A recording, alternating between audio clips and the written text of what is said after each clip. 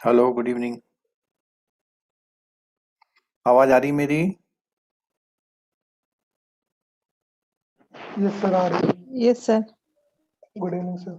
ठीक है, good evening. देखिए, इस वीडियो के इस क्लास के बारे में एक बात मुझको कहनी है। अगर कोई बहुत शॉर्टकट चाहता है तो वो इस क्लास को ना देखे। एथिक्स एक ऐसा चैप्टर है जिसमें हम एक एक लाइन पढ़ के ग्रेजुअली कुछ समझने की कोशिश करेंगे, तभी जाके उसके सेकंड थर्ड यूनिट हमको कुछ समझ में आएगी। अगर आप चाहते हैं, कोई ऐसा चाहता है कि एथिक्स जो है एक क्लास में पूरा हो जाए, तो मैं तो बिल्कुल नहीं करा सकता। ठीक है। और क्योंकि ये आपकी बैंकिंग में कोई प्रैक्टिकल एस्पेक्ट नहीं है, इसलिए ऐसा भी मैं नहीं कह सकता कि ये तो आपको पता ही होगा। तो इसलिए उस क्लास को वही अटेंड करें जो बैठ सकते हैं, पेशेंस से सुन सकते हैं। क्योंकि इसमें कोई फॉर्मूला नहीं है, जितना भी कुछ है थ्योरी है, थोड़ा सा कॉन्सेप्ट है उसमें। लेकिन जब तक आप एक लाइन टू लाइन नहीं समझेंगे, तब तक ग्रेजुअली आगे नहीं बढ़ पाएंगे। तो पेशेंस से आपको बैठना है। और जो है 4 दिन, तो इन 4 डेज में मतलब ऑलमोस्ट, ठीक है। तो आप सोच लीजिए आपको क्लास में रहना है या नहीं रहना है।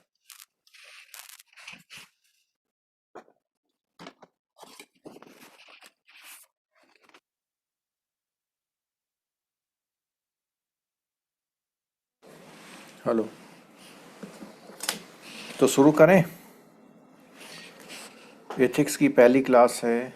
संतवीर राजपुरोहित जी, जो MKIS मॉडल की वाली क्लास थी, वो कुछ ख़राब हो गई थी, उसको हटा दिया गया वीडियो से। ठीक है।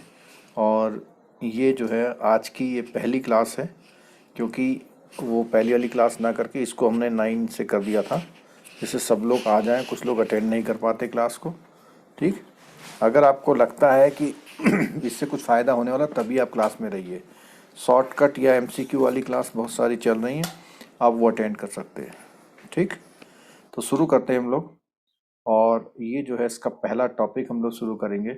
इसमें बुक के अकॉर्डिंग जो न्यू बुक है, उसमें यूनिट नंबर 46 हो गया है।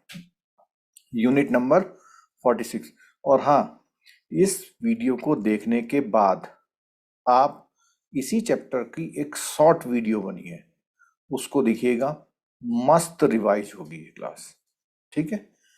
और बाकी IIBF का एग्जाम पूछने का मनसा क्या है, वो देखा जाएगा जब एग्जाम आएगा। अब कहते तो हैं कि सब क्वेश्चन एथिक्स से आ गए थे, लेकिन देखते हैं।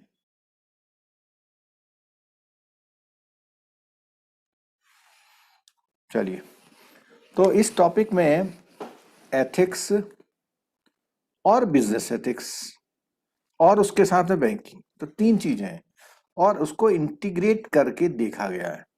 मीन्स कोई जीवन में जो एथिक्स होते हैं, वो जरूरी नहीं कि वो बिजनेस एथिक्स हो जाए, और वो जरूरी नहीं कि वो बैंकिंग एथिक्स हो जाए।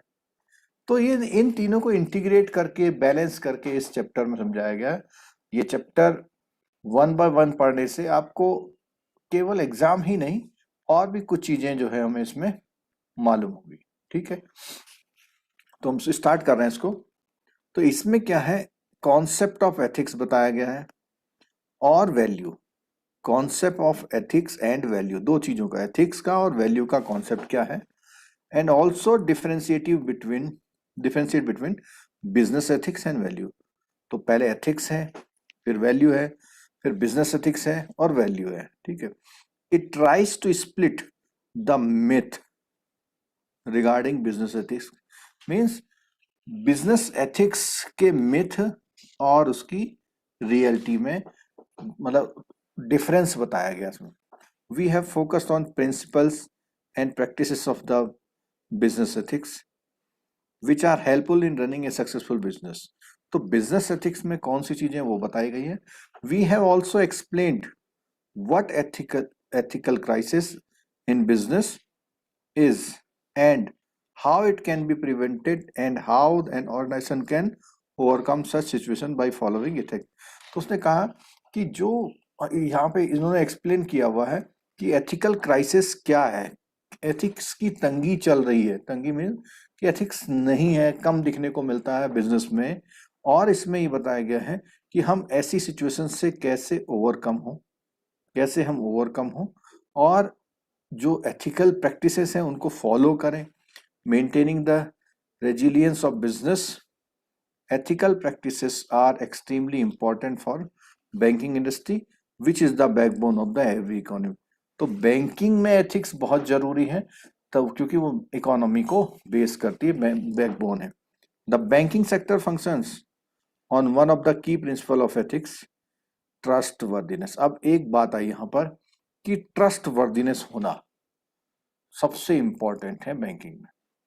Therefore, the banking professional also it is significantly important to be honest, responsible, and also have excellent leadership quality. तो तीन चीजें आई, ऑनेस्टी, रेस्पॉन्सिबिलिटी और यहाँ पर लीडरशिप की क्वालिटी होना. In the end we have highlighted few vital case study, तो कुछ केस स्टडीज में, ठीक है. तो अब सबसे पहले बात आती है एथिक्स और बिजनेस एथिक्स की क्या मिथ है और क्या रियलिटी है, ठीक है. जैसे कभी कभी सुनने में आता है कि ये रामायण और या महाभारत, तो ये कि क्या एक एक मिथ है या रियलिटी है, तो डिस्प्यूट बना रहता है इसमें, ठीक है. Business values are informal term and it explains the core principles. तो पहली बात तो बोला इसने, business values are an informal term, formal नहीं इनफॉर्मल टर्म है. एंड इट एक्सप्लेन्स, तो एक क्वेश्चन यहां से बनता है, and it explains the core principles और standards that guide the way of business. तो उसके कोर प्रिंसिपल और उनके कोर स्टैंडर्ड को एक्सप्लेन करता है जिससे आप अपना बिजनेस गाइड होता है. Values sum up what your business stands for and what makes it special, कि आपका पूरा बिजनेस क्या है और आप क्या स्पेशल है, क्या आपको स्पेशल बनाता है. तो इन दोनों को ऐड कर लिया जाए तो इसको बोलते हैं वैल्यूज है, बिजनेस की वैल्यू, ठीक है.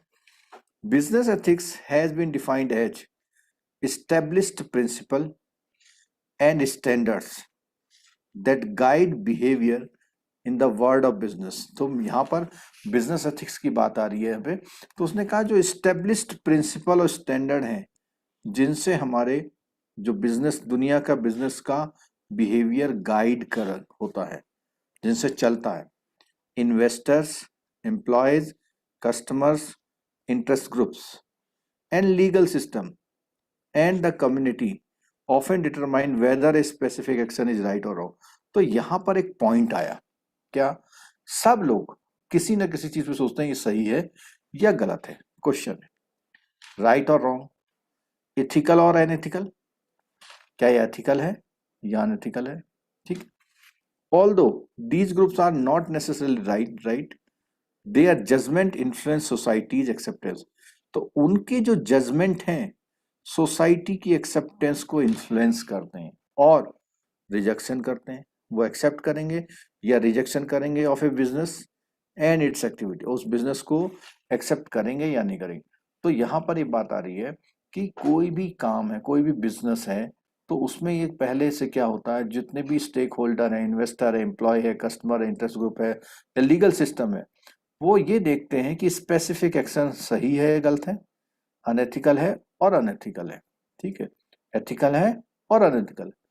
और यही ग्रुप जो है not necessarily right, their judgements influence, वो चाहे सही हो या गलत हो, लेकिन वो जो भी करते हैं उससे सोसाइटी की एक्सेप्टेंस और रिजेक्शन होती है उस बिजनेस के बारे में.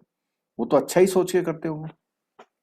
Business ethics in a broad sense also inquires about the most appropriate and just design of firms, market regulation, political oversight in a democratic society and globalized economy.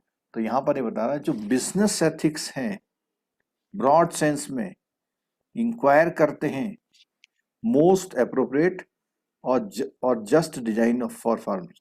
तो यहाँ पर कि बिल्कुल जो अप्रोप्रिएट हैं या केवल डिजाइन किए हुए हैं फर्म्स के लिए या मार्केट रेगुलेशंस के लिए, पॉलिटिकल ओवरसाइट के लिए, तो इन सब चीज़ों को डिसाइड करने के लिए ब्रॉड सेंस में इनकी इंक्वायरी होती है। तो अब यहाँ पर देखो तो बहुत ही इंपॉर्टेंट पार्ट आ गया कि what is business ethics and what is business values. तो ऊपर हमने पढ़ा था बिजनेस वैल्यूज क्या होती हैं, सम होती हैं कई सारी चीजों को मिला करके। तो बिजनेस एथिक्स में बोलता है ethics refers to the guideline for conduct that address questions about morality. Means ऐसा आपका कोई काम जो मोरालिटी के क्वेश्चंस को एड्रेस करता है। ठीक है, तो ये तो एथिक्स हो गई। वैल्यू क्या है? Value is defined as the principles and ideals which help them in making judgment of what is more important। तो आप किस चीज को मोर इंपॉर्टेंट मानते हैं उसके अकॉर्डिंग आपको वैल्यू किया जाता है।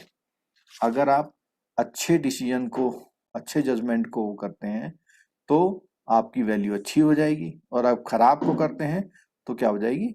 खराब। तो फिर मैं पढ़ रहा हूं, value is defined as the principles and ideals which help them in making judgement of what is more important. फिर दूसरा पॉइंट आया, मोरल प्रिंसिपल सिस्टम है। Business ethics moral principle system है और वैल्यू इंड्यूस थिंकिंग है। यानी values के लिए आप क्या करते हैं?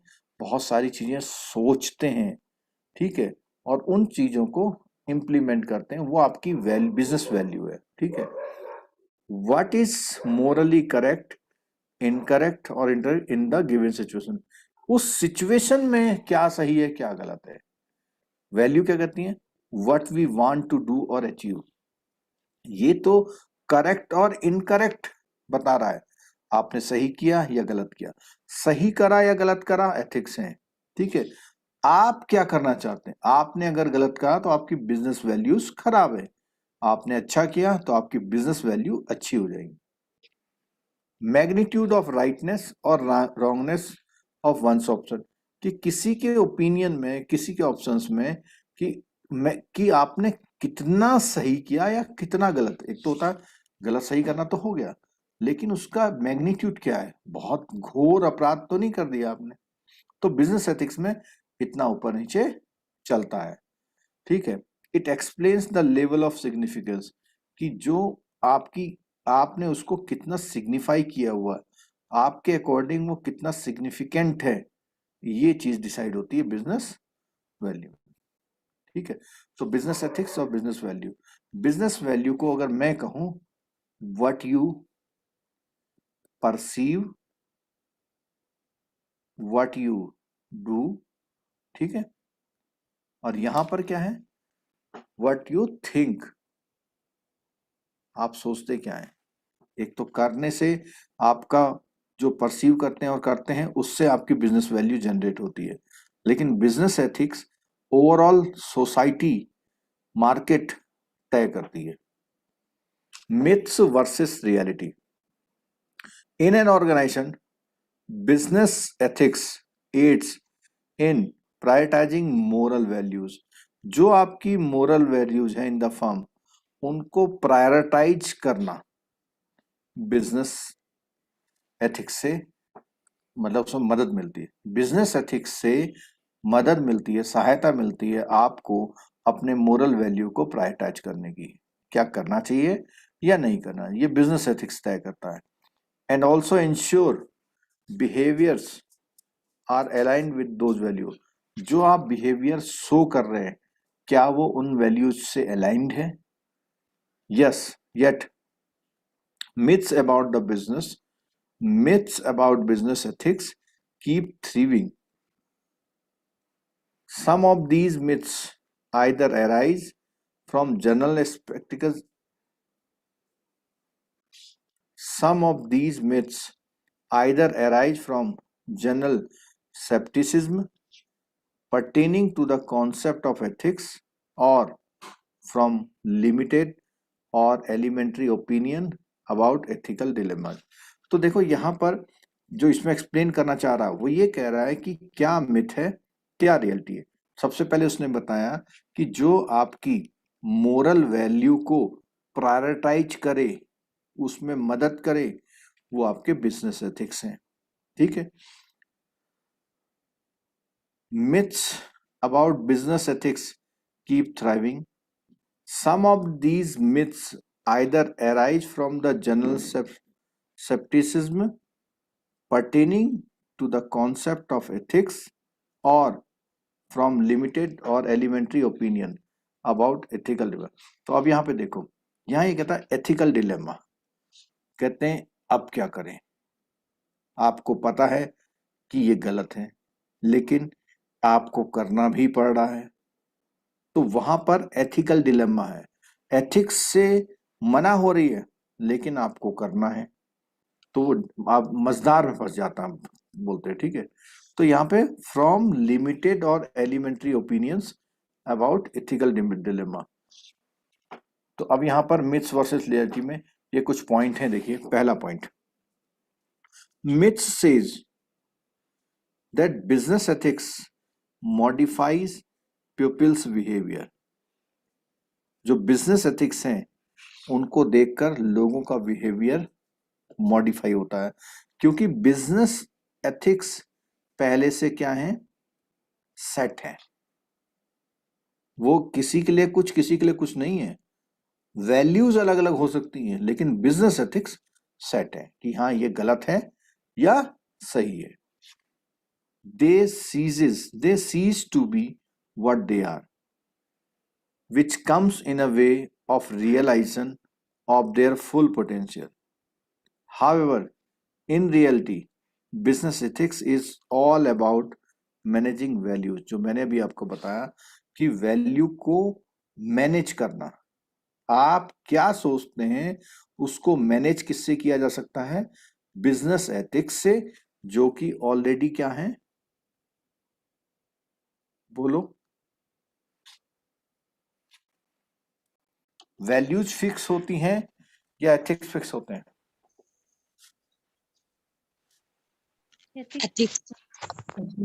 एथिक्स फिक्स है।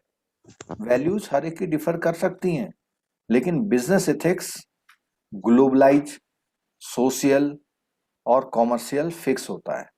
अब वो अलग बात है कि आप बिजनेस एथिक्स को ओवरलुक करने के बाद अपना क्या सोच के काम कर रहे हैं, और जो आप सोच रहे हैं अगर वो बिजनेस एथिक्स से अलग है तो इसका मतलब आपकी वैल्यूज क्या है, बोलिए क्या है आपकी बिजनेस वैल्यूज?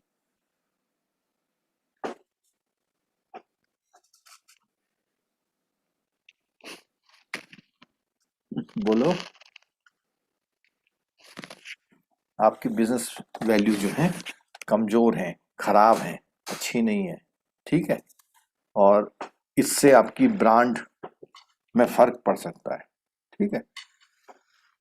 तो however in reality business ethics is all about managing values and conflict, और जो आप डाउट में रहते हैं उनको रिजॉल्व करता है। कौन रिजॉल्व कर रहा है? Business ethics.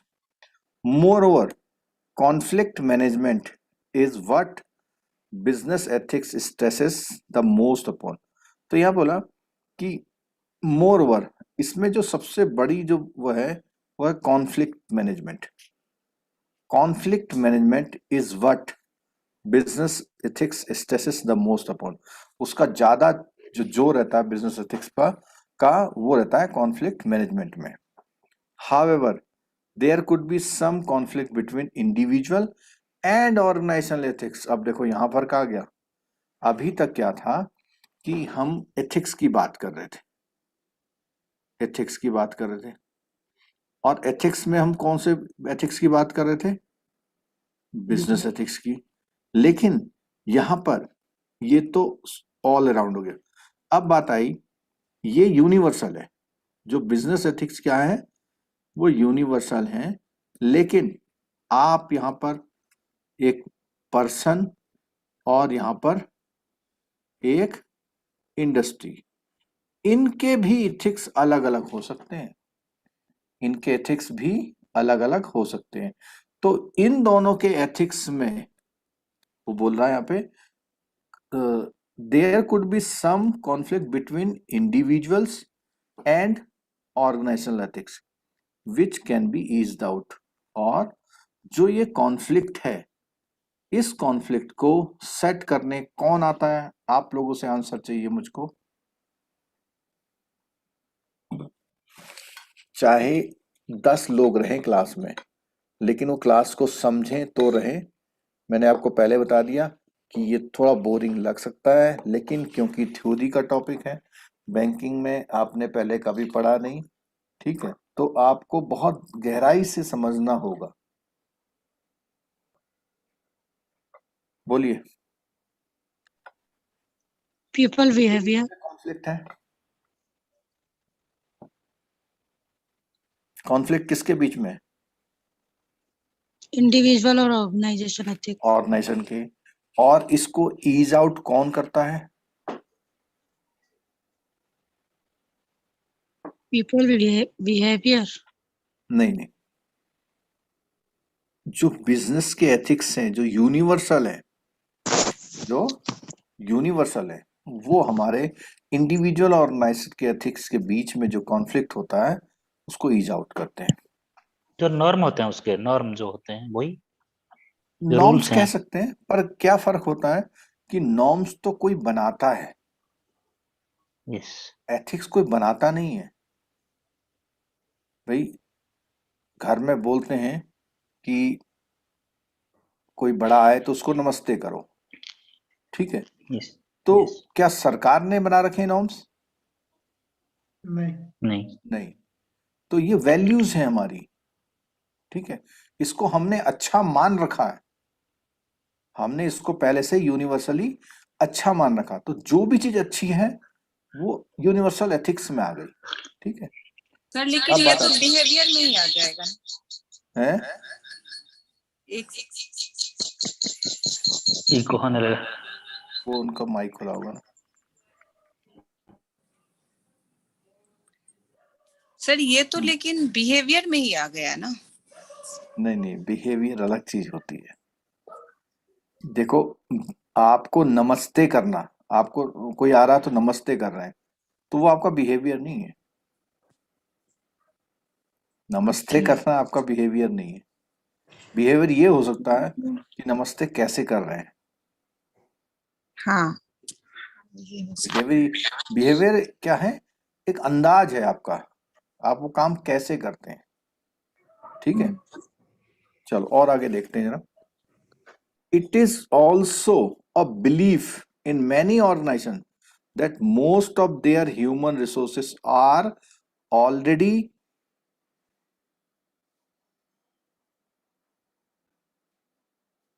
ये कुछ वर्ड छूट रखा है यहाँ पे, क्या बुक है किसी के पास?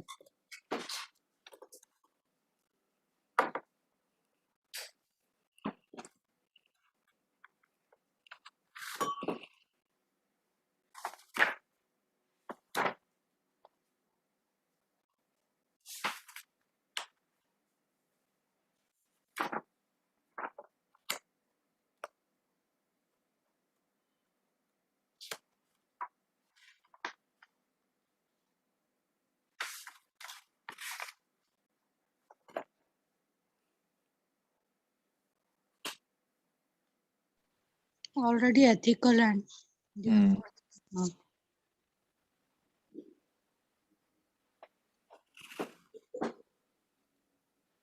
Already ethical. एथिकल एंड, तो यहाँ पे देखो कि कई सारे ऑर्गेनाइजेशन ये मानते हैं कि जो ह्यूमन रिसोर्सेस है वो ऑलरेडी एथिकल हैं, already ethical and therefore they would not need to be trained upon.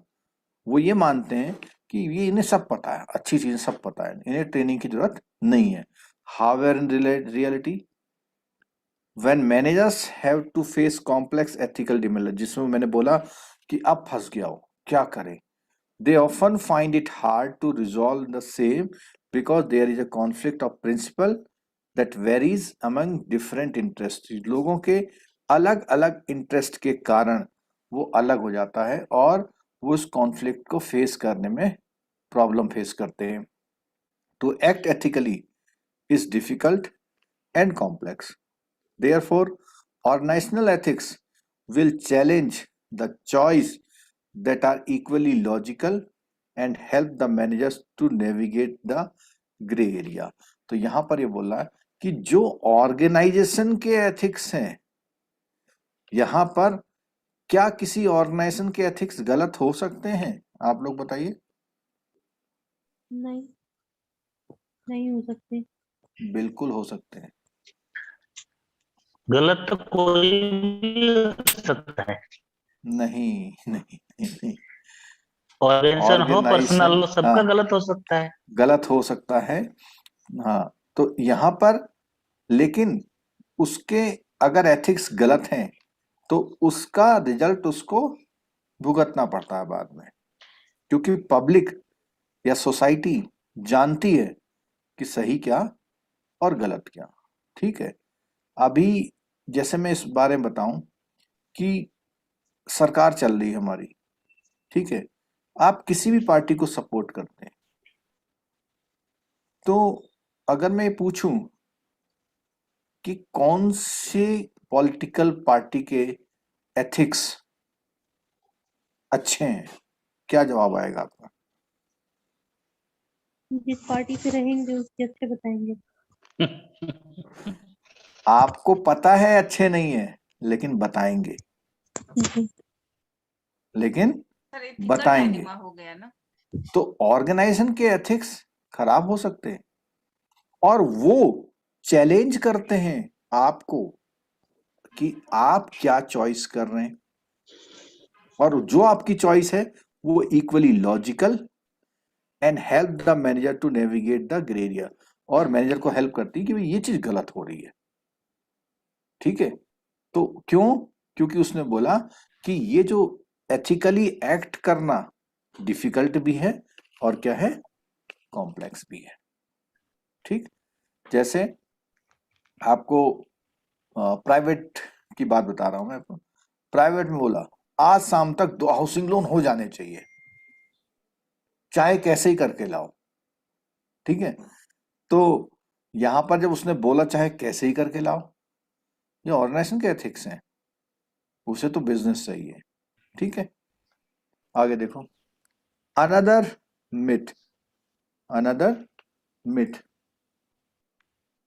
Myth suggest that business ethics. Sir हाँ, सर तो एथिक्स तो पॉजिटिव सेंस में भी हो सकता है, नेगेटिव सेंस में भी हो सकता है. नहीं, नहीं, एथिक्स पॉजिटिव ही होगा।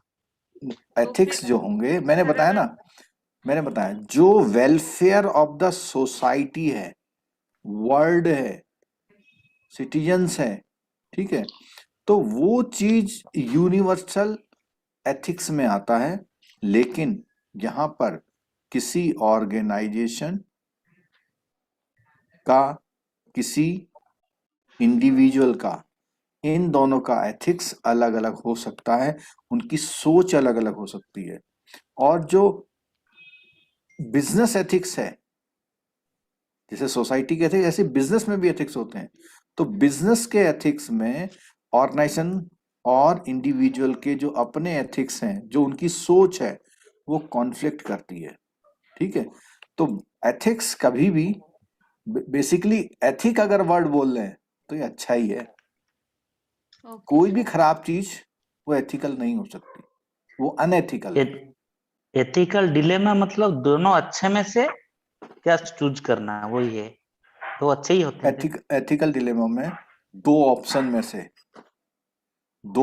में से एक तो ये है कि एथिक्स ये कहता है, एक आप सोच रहे हैं ये ठीक है, तो दो के बीच में कि क्या करें, ये ठीक कह दोनों रहा है अच्छे वो में ठीक, से क्या ठीक है। हाँ, दोनों में से क्या ठीक है. ठीक.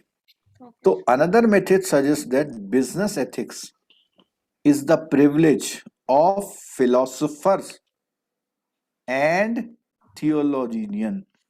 तो इसका मतलब क्या हुआ कि जो बिजनेस एथिक्स है वो किसकी प्रिविलेज है? जो फिलोसफर्स हैं। जैसे किसी फिलोसफर्स का नाम बताइए। फिलिप्स को नहीं नहीं hmm? Sorry sorry sir sorry Cutler की बात कर रहे थे, वो तो नहीं वो तो मॉडल अकाउंटिंग। वो तो मार्केटिंग वाला है। मार्केटिंग वो भी फिलोसफर फिलोसोफर हो कोई सकता दार्शनिक है। सर लेकिन वो दार्शनिक, फिलोसफी मार्केटिंग में ही काफी वो उसमें मार्केटिंग philosophy फिलोसफर भी हो है। सकता है। हाँ ठीक है, मार्केटिंग फिलोसफी। देखो इसमें नाम आता है गांधी जी, विवेकानंद, रामकृष्ण परमहंस, दयानंद सरस्वती, अंबेडकर। ठीक है, ये लोग क्या हैं? फिलोसफर है। सर फिलोसफर को मैं ऐसे बैंकिंग बोलता हूँ पढ़ते पढ़ते ना इनको भूल ही गए।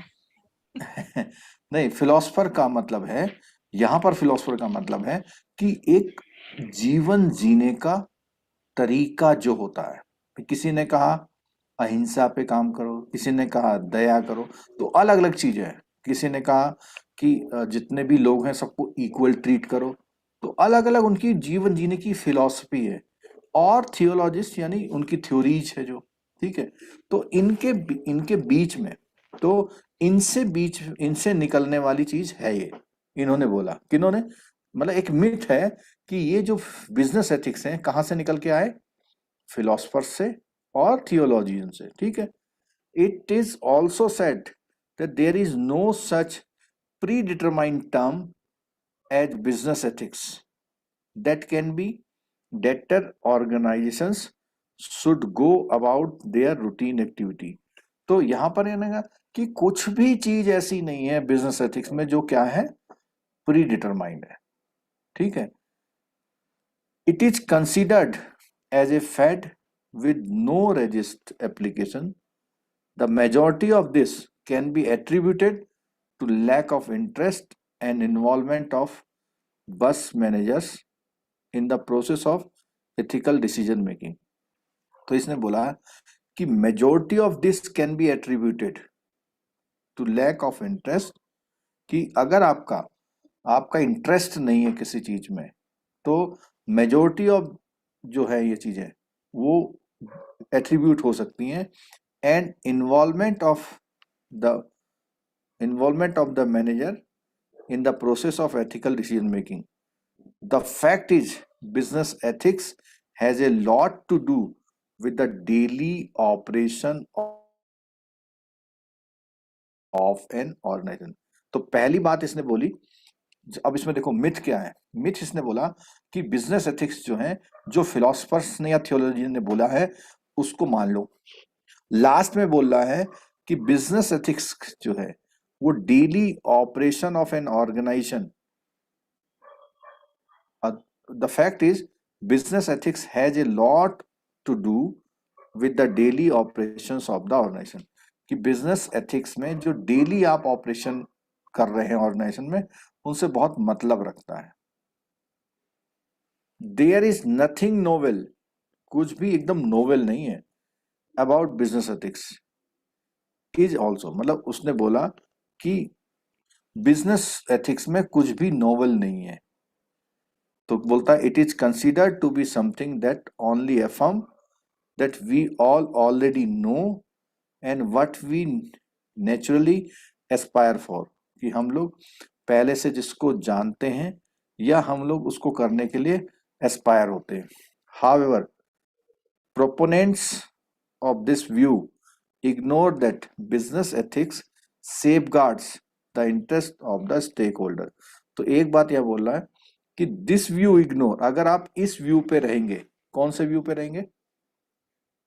कि बिजनेस एथिक्स जो है इसके लिए पहले से कहा there is nothing novel about business ethics is said regularly. कि कुछ भी नोवेल नहीं, सर्वश्रेष्ठ नहीं है कि बिजनेस एथिक्स, ये कहा जाता है। It is considered to be something that only affirm what will we all already know, जो हमें पहले से पता है वो, and what we naturally aspire for। However, proponent of this view ignore that business ethics safeguard the interest of the stakeholder। The overall society and those employ who are working at the bottom of the pyramid. तो यहाँ पर ये बोल रहा है कि ये जो व्यू है ये इग्नोर करता है कि बिजनेस एथिक्स जो है इन लोगों के सेफगार्ड, किन लोगों के सेफगार्ड करते हैं, किन लोगों का सेफगार्ड करते हैं बिजनेस एथिक्स, पिरामिड के बॉटम और स्टेक होल्डर और ओवरऑल सोसाइटी और एम्प्लॉय जो जो बिल्कुल मतलब उसके उस कंपनी के कोर बॉटम पर जो एम्प्लॉय है उन सबको। तो एक बात बताओ, आप लोग बताओ, क्या बिजनेस एथिक्स अगर अच्छे हैं या बिजनेस एथिक्स फॉलो हो रहे हैं तो क्या इन लोगों का सेफगार्ड होगा, तीनों लोगों का?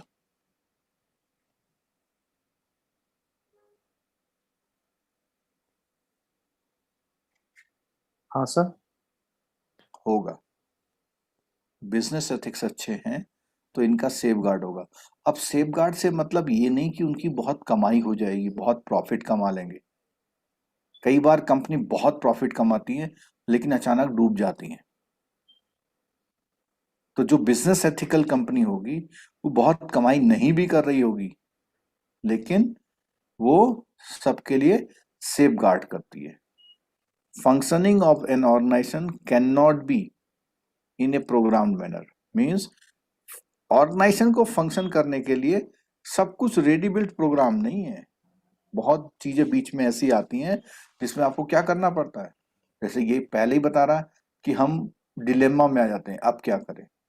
ठीक है, an organization can not try to ensure that there is no violation of the certain code of conduct in the absence of ethics and value.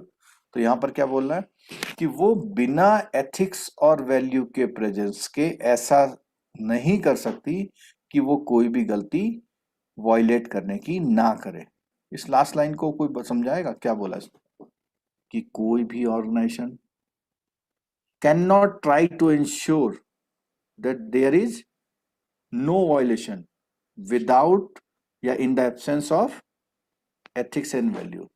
तो यहां पर आप देखो बेसिकली जितने पॉइंट हैं इनका हेडिंग क्या है, कोई बताना क्या हेडिंग है इनका?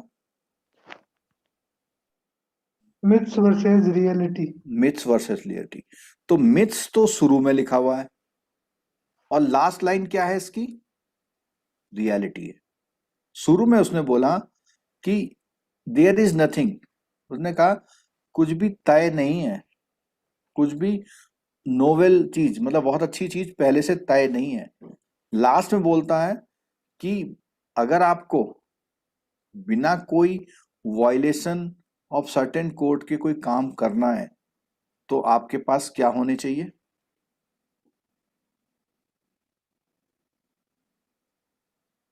Ethics and values. Value last line में लिखा हुआ है कि in the absence of no violation can not,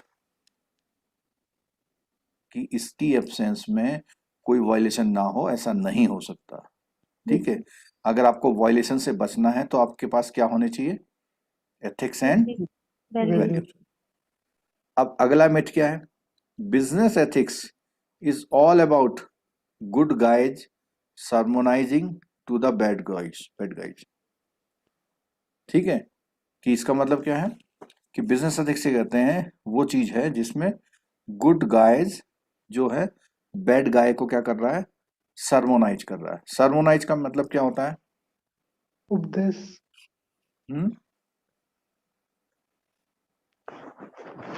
सरमोनाइज का मतलब उपदेश देना। सरमन होते हैं ना, उपदेश देने वाले। ठीक है, तो इसमें क्या करना है? बिजनेस एथिक्स क्या है कि जो अच्छे लोग हैं वो इन लोगों को क्या देते हैं? उपदेश देना है। मीन्स ये बिजनेस एथिक्स केवल उपदेश देने वाली बातें हैं, वास्तव में काम नहीं करती, ऐसा कहता है। तो बोलता है those who promote ethical behaviour by and large claim to have higher moral ground and often feel distressed about the dismal condition of the leadership of a troubled organization। ठीक है, कई ऐसे ऑर्गेनाइजेशन होते हैं जहां पे बड़ी मुसीबतें चलती रहती हैं। ठीक, it is true that good manager might make wrong decision in a scenario that is full of skepticism and apprehensions. Such situations are common and could be due to exogenous factor. कई बार क्या होता है कि कोई भी आदमी अगर गलत काम करता है, उसे पता है मैं गलत कर रहा हूं, तो किस कारण से करता है? कोई प्रेशर है या कोई ऐसा फैक्टर है जिसकी वजह से वो कर रहा है. Management of ethics at any organization require contribution of all the individual working together and also helping everyone to adhere to ethical course of action through ambiguous and stressful ethical dilemma. तो कह रहा है कि कभी भी जब ethical dilemma हो तो जो भी आप एक्शन ले रहे हैं वो केवल एक ही मैनेजर को नहीं, जितने भी लोग हैं उन सब को वो मानना चाहिए. तो पहले तो बोला कि खाली ये ऐसा नहीं है कि अच्छा बुरे को उपदेश दे. लास्ट में बोलता है कि अगर आपको सब कुछ बढ़िया रखना है तो ऑर्गेनाइजेशन में जितने भी लोग हैं सबको क्या करना है? कंट्रीब्यूट करना है इंडिविजुअल लेवल पे अच्छा काम करने के लिए. 6 point, ethics cannot be managed is another myth that surrounds business ethics, which is not the case. Means कि इसको हम मैनेज नहीं कर सकते, एथिक्स को हम मैनेज नहीं कर सकते. मतलब एक बात होती है ना कि आजकल कहते हैं आजकल कोई ईमानदारी से बिजनेस कर ही नहीं सकता. सुना आपने डायलॉग कभी? Yes, sir. Yes sir. तो यहां पर ये पॉइंट क्या कहता है कि ये मिथ है. ये क्या है? मिथ है. The reality is that it can totally managed, nonetheless mostly indirectly and sometimes poorly. तो क्या कहता है कि इसको मैनेज तो किया जा सकता है इनडायरेक्टली और थोड़ा कमजोर रूप से, लेकिन मैनेज किया जा सकता है. Priorities of an organization can also be indicative of the ethics followed in the organization. तो उसमें जो प्रायोरिटीज होती हैं वो बिजनेस उस ऑर्गेनाइजेशन की जो एथिक्स होती हैं उसको फॉलो करके बनाई होती हैं. For example, a sales oriented organization is expected to be aggressive in nature, while a service internet oriented organization is bound to be different as it is into the business of hospitality. तो इसने एक पहले से ही एक वो दे दिया कि भाई कि जो सेल्स में लोग होते हैं वो क्या होने चाहिए? एग्रेसिव इन नेचर में होने चाहिए. तो ये किसने प्रायोरिटाइज किया है? ये किसने प्रायोरिटाइज किया है? किसी ऑर्गेनाइजेशन ने प्रायोरिटाइज किया है कि मेरा जो सेल्स पर्सन होना चाहिए कैसा होना चाहिए? एग्रेसिव. ठीक है. और जो सर्विस में है उनके लिए क्या बोला? वो एक बिजनेस हॉस्पिटैलिटी में है और उन्हें दूसरी तरह का होना है. 7th है, business ethics are often deemed as social responsibility. कि बिजनेस एथिक्स कैसी समझी जाती है? Responsibility social. ठीक है. However, the two are not similar. Moreover, corporate social responsibility is only one aspect of the overall business ethics. कि ये business ethics का एक एस्पेक्ट है, जबकि जो कॉर्पोरेट सोशल रिस्पॉन्सिबिलिटी है उसको ये नहीं मानेंगे कि ये सोशल रिस्पॉन्सिबिलिटी की तरह काम हो रहा. उसको कह रहे हैं कि ये ओवरऑल बिजनेस एथिक्स का एक एस्पेक्ट है कि हमें कॉर्पोरेट सोशल रिस्पॉन्सिबिलिटी करनी है. Corporate social responsibility is regarded as in itself managing business dealings and interface with the society. It does not deal with ethics at the workplace. तो यहां पर ये कहता है कि जो CSR है, CSR का नाम सुना है आपने कभी? Yes sir. क्या होता है CSR? जो बिजनेस पर्सन होते हैं वो 2% सोशल रेस्पॉन्सिबिलिटी के लिए फंड करते हैं। 2%, लेकिन इसमें एक वो है जो एक अमाउंट है, उससे ज्यादा अगर प्रॉफिट कमाते हैं तो उनको 2% सोशल डेवलपमेंट के लिए खर्च करना पड़ता है। मेरे को भी लिमिट याद नहीं है, शायद 5 करोड़ और उससे ज्यादा का प्रॉफिट है, ऐसा कुछ है इसमें। ठीक, तो यहां बोल रहा है कि the two are not similar, moreover corporate social responsibility only one aspect of overall business ethics. Corporate social responsibility is regarded as in itself managing business dealings and interface with the society. It does not deal with the ethics. तो ये कह रहा है कि ये केवल business dealing है और सोसाइटी से एक इंटरफेस की तरह काम करती है।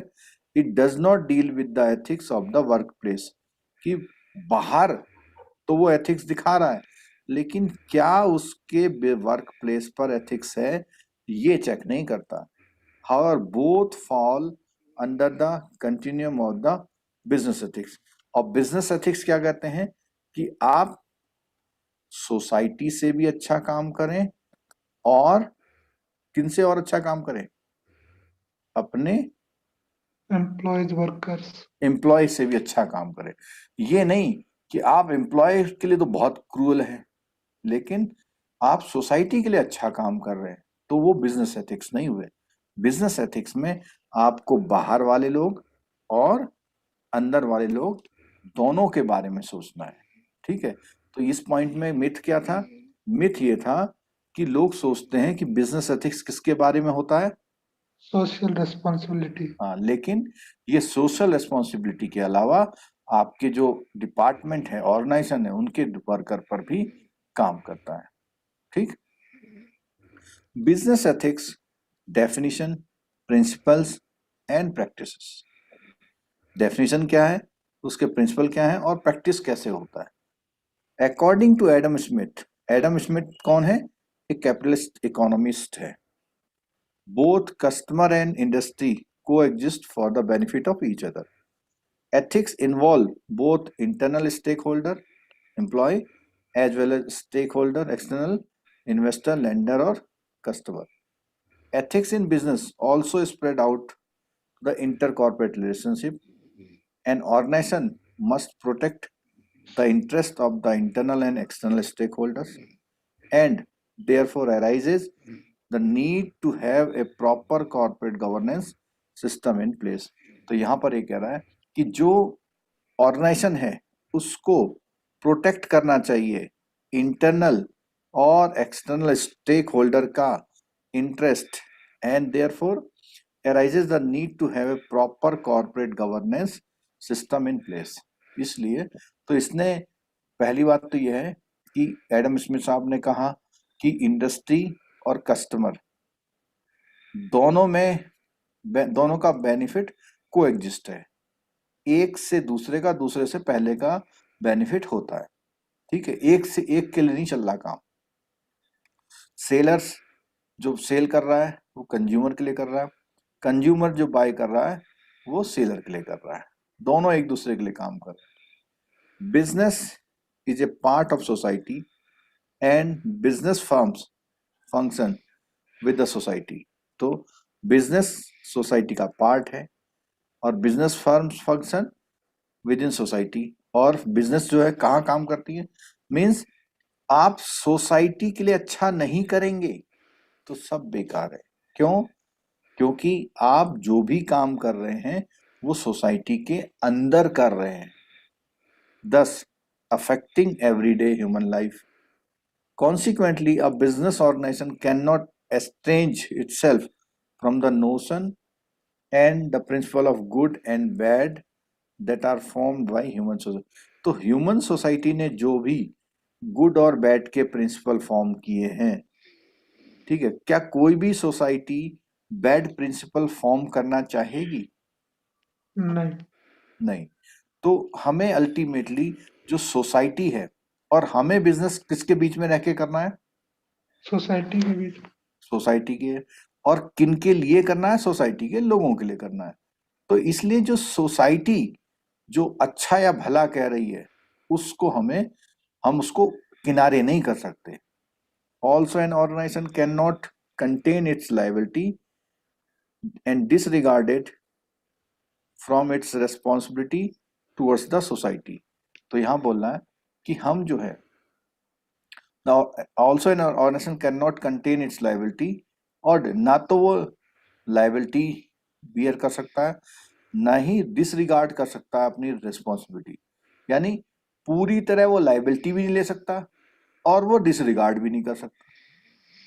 To function successfully, an organization need to engage in ethical dealing with its clients, setting standard for its employee, and dealing with ethnicity among the employee। तो इसमें तीनों चीजें आ गई, अपने क्लाइंट के साथ, अपने एम्प्लॉय के साथ, और जो अपने एम्प्लॉय के साथ डीलिंग कर, एक तो स्टैंडर्ड सेट करना और अपने एम्प्लॉय के साथ डीलिंग करना। तो तीनों चीजें उसे देखनी पड़ती है। For a business, ethics covers each and every aspect of the business and apply to all decision making and operation. तो यहाँ पे बिजनेस एथिक्स की बात बोल रहा है कि जो एवरी एस्पेक्ट को कवर करे बिजनेस का, और उसको डिसीजन मेकिंग और ऑपरेशनल एक्टिविटी में वो करे, अप्लाई करे। Principles of business ethics. Being ethical is of utmost importance for business in present time। तो आजकल बोल रहा है कि एथिकल होना बहुत ही इंपॉर्टेंट हो। Any organization following dubious and unethical business practices might experience failure in long term। ठीक है। इंडिया का सबसे पुराना बिजनेस हाउस कौन है?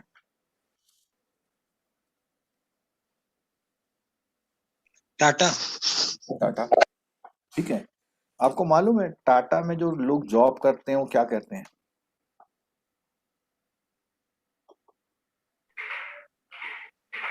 उन्हें वहां जॉब करना कैसा लगता है?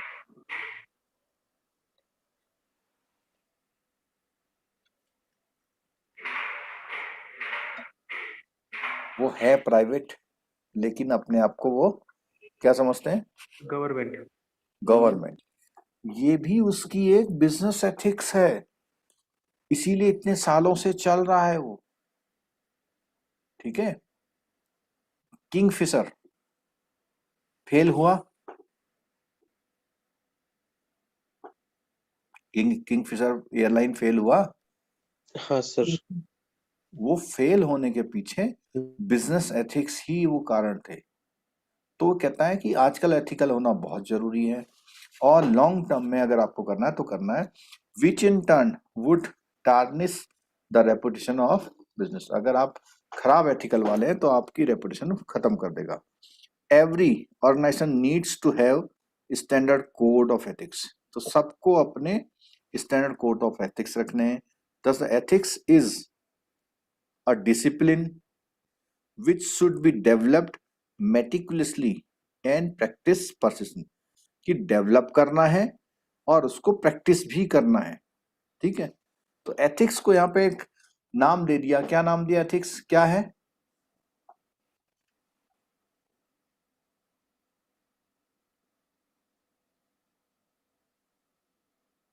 डिसिप्लिन। डिसिप्लिन है। एथिक्स क्या है? एक डिसिप्लिन है जिसको धीरे धीरे डेवलप करना है और उसको लगातार प्रैक्टिस करना है। Principles of ethics are universal and also apply to the business। चाहे आपका लाइफ हो उसमें एथिक्स चाहिए, चाहे आपका बिजनेस हो उसमें एथिक्स चाहिए, चाहे आपका जॉब हो उसमें एथिक्स चाहिए। यूनिवर्सल है। They express the highest level of generality of standard, means बहुत जनरल स्टैंडर्ड है इसके। And act as the first reference point. सबसे पहले इसी से पूछा जाता है, इसी का संदर्भ लिया जाता है, इसी से रेफरेंस होता है। Principle represent the supreme aspirational level of ethical behaviour. तो जो प्रिंसिपल्स होते हैं, प्रिंसिपल जैसे कोई साइंटिस्ट होता है, उसने 100 पॉइंट ऑब्जर्व किए, तो 100 पॉइंट ऑब्जर्व करने के बाद वो 4 लाइनों में अपनी बात कहता है, उसको क्या बोलते हैं हम लोग? समरी।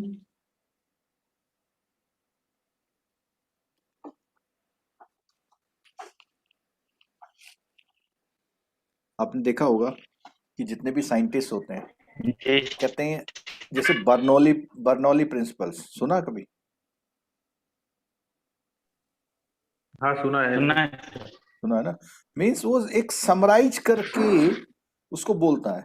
तो यहां बोलता है principle represent the supreme aspirational level of ethical behaviour. Means जो बिल्कुल सेट हो जाते हैं कि हाँ ये चीज करनी है, उन्हीं चीजों को हम प्रिंसिपल बोल देते हैं। ठीक है। The principles gathered here under might be preferred in a modified form.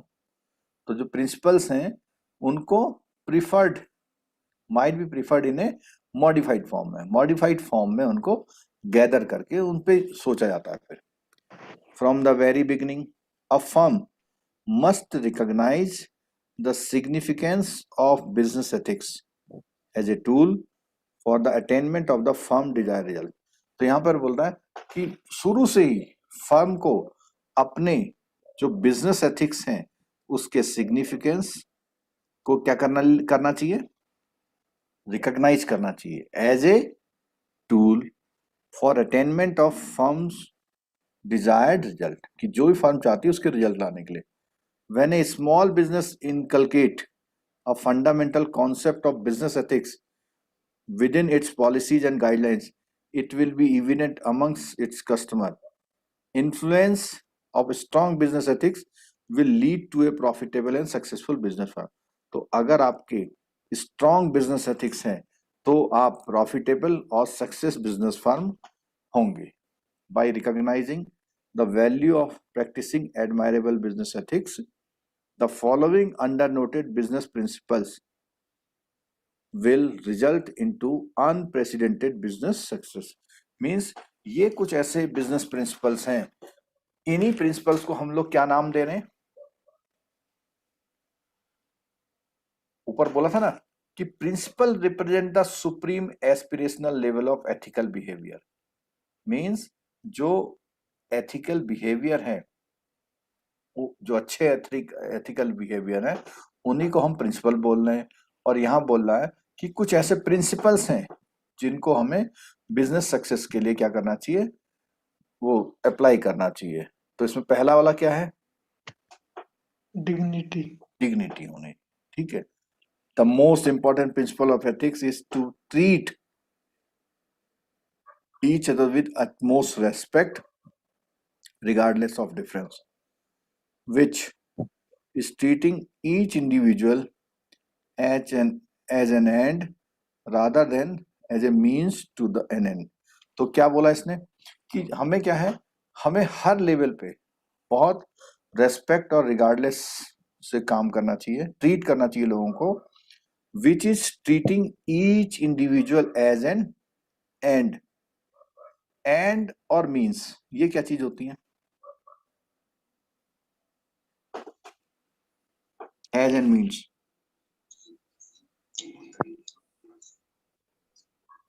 Tools, useful tools, साधन। मीन्स तो हो गया रिसोर्स या सोर्स। ठीक है।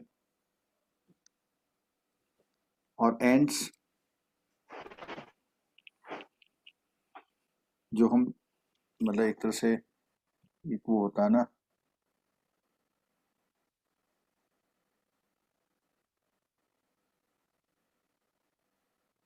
एक इकोनॉमिक्स में एंड्स एक वर्ड आता है, अभी ध्यान नहीं आ रहा मेरे को, एंड्स एंड वांट्स बोलते हैं उसे।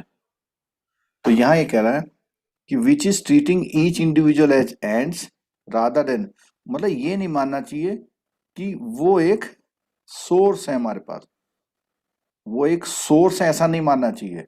वो हमारा एक पार्ट है, ऐसा मानना चाहिए। In case of employment, pupils should be treated as an end in themselves instead of treating them as means to an end। तो means to an end ना मानते हुए उसने एक end मानना है।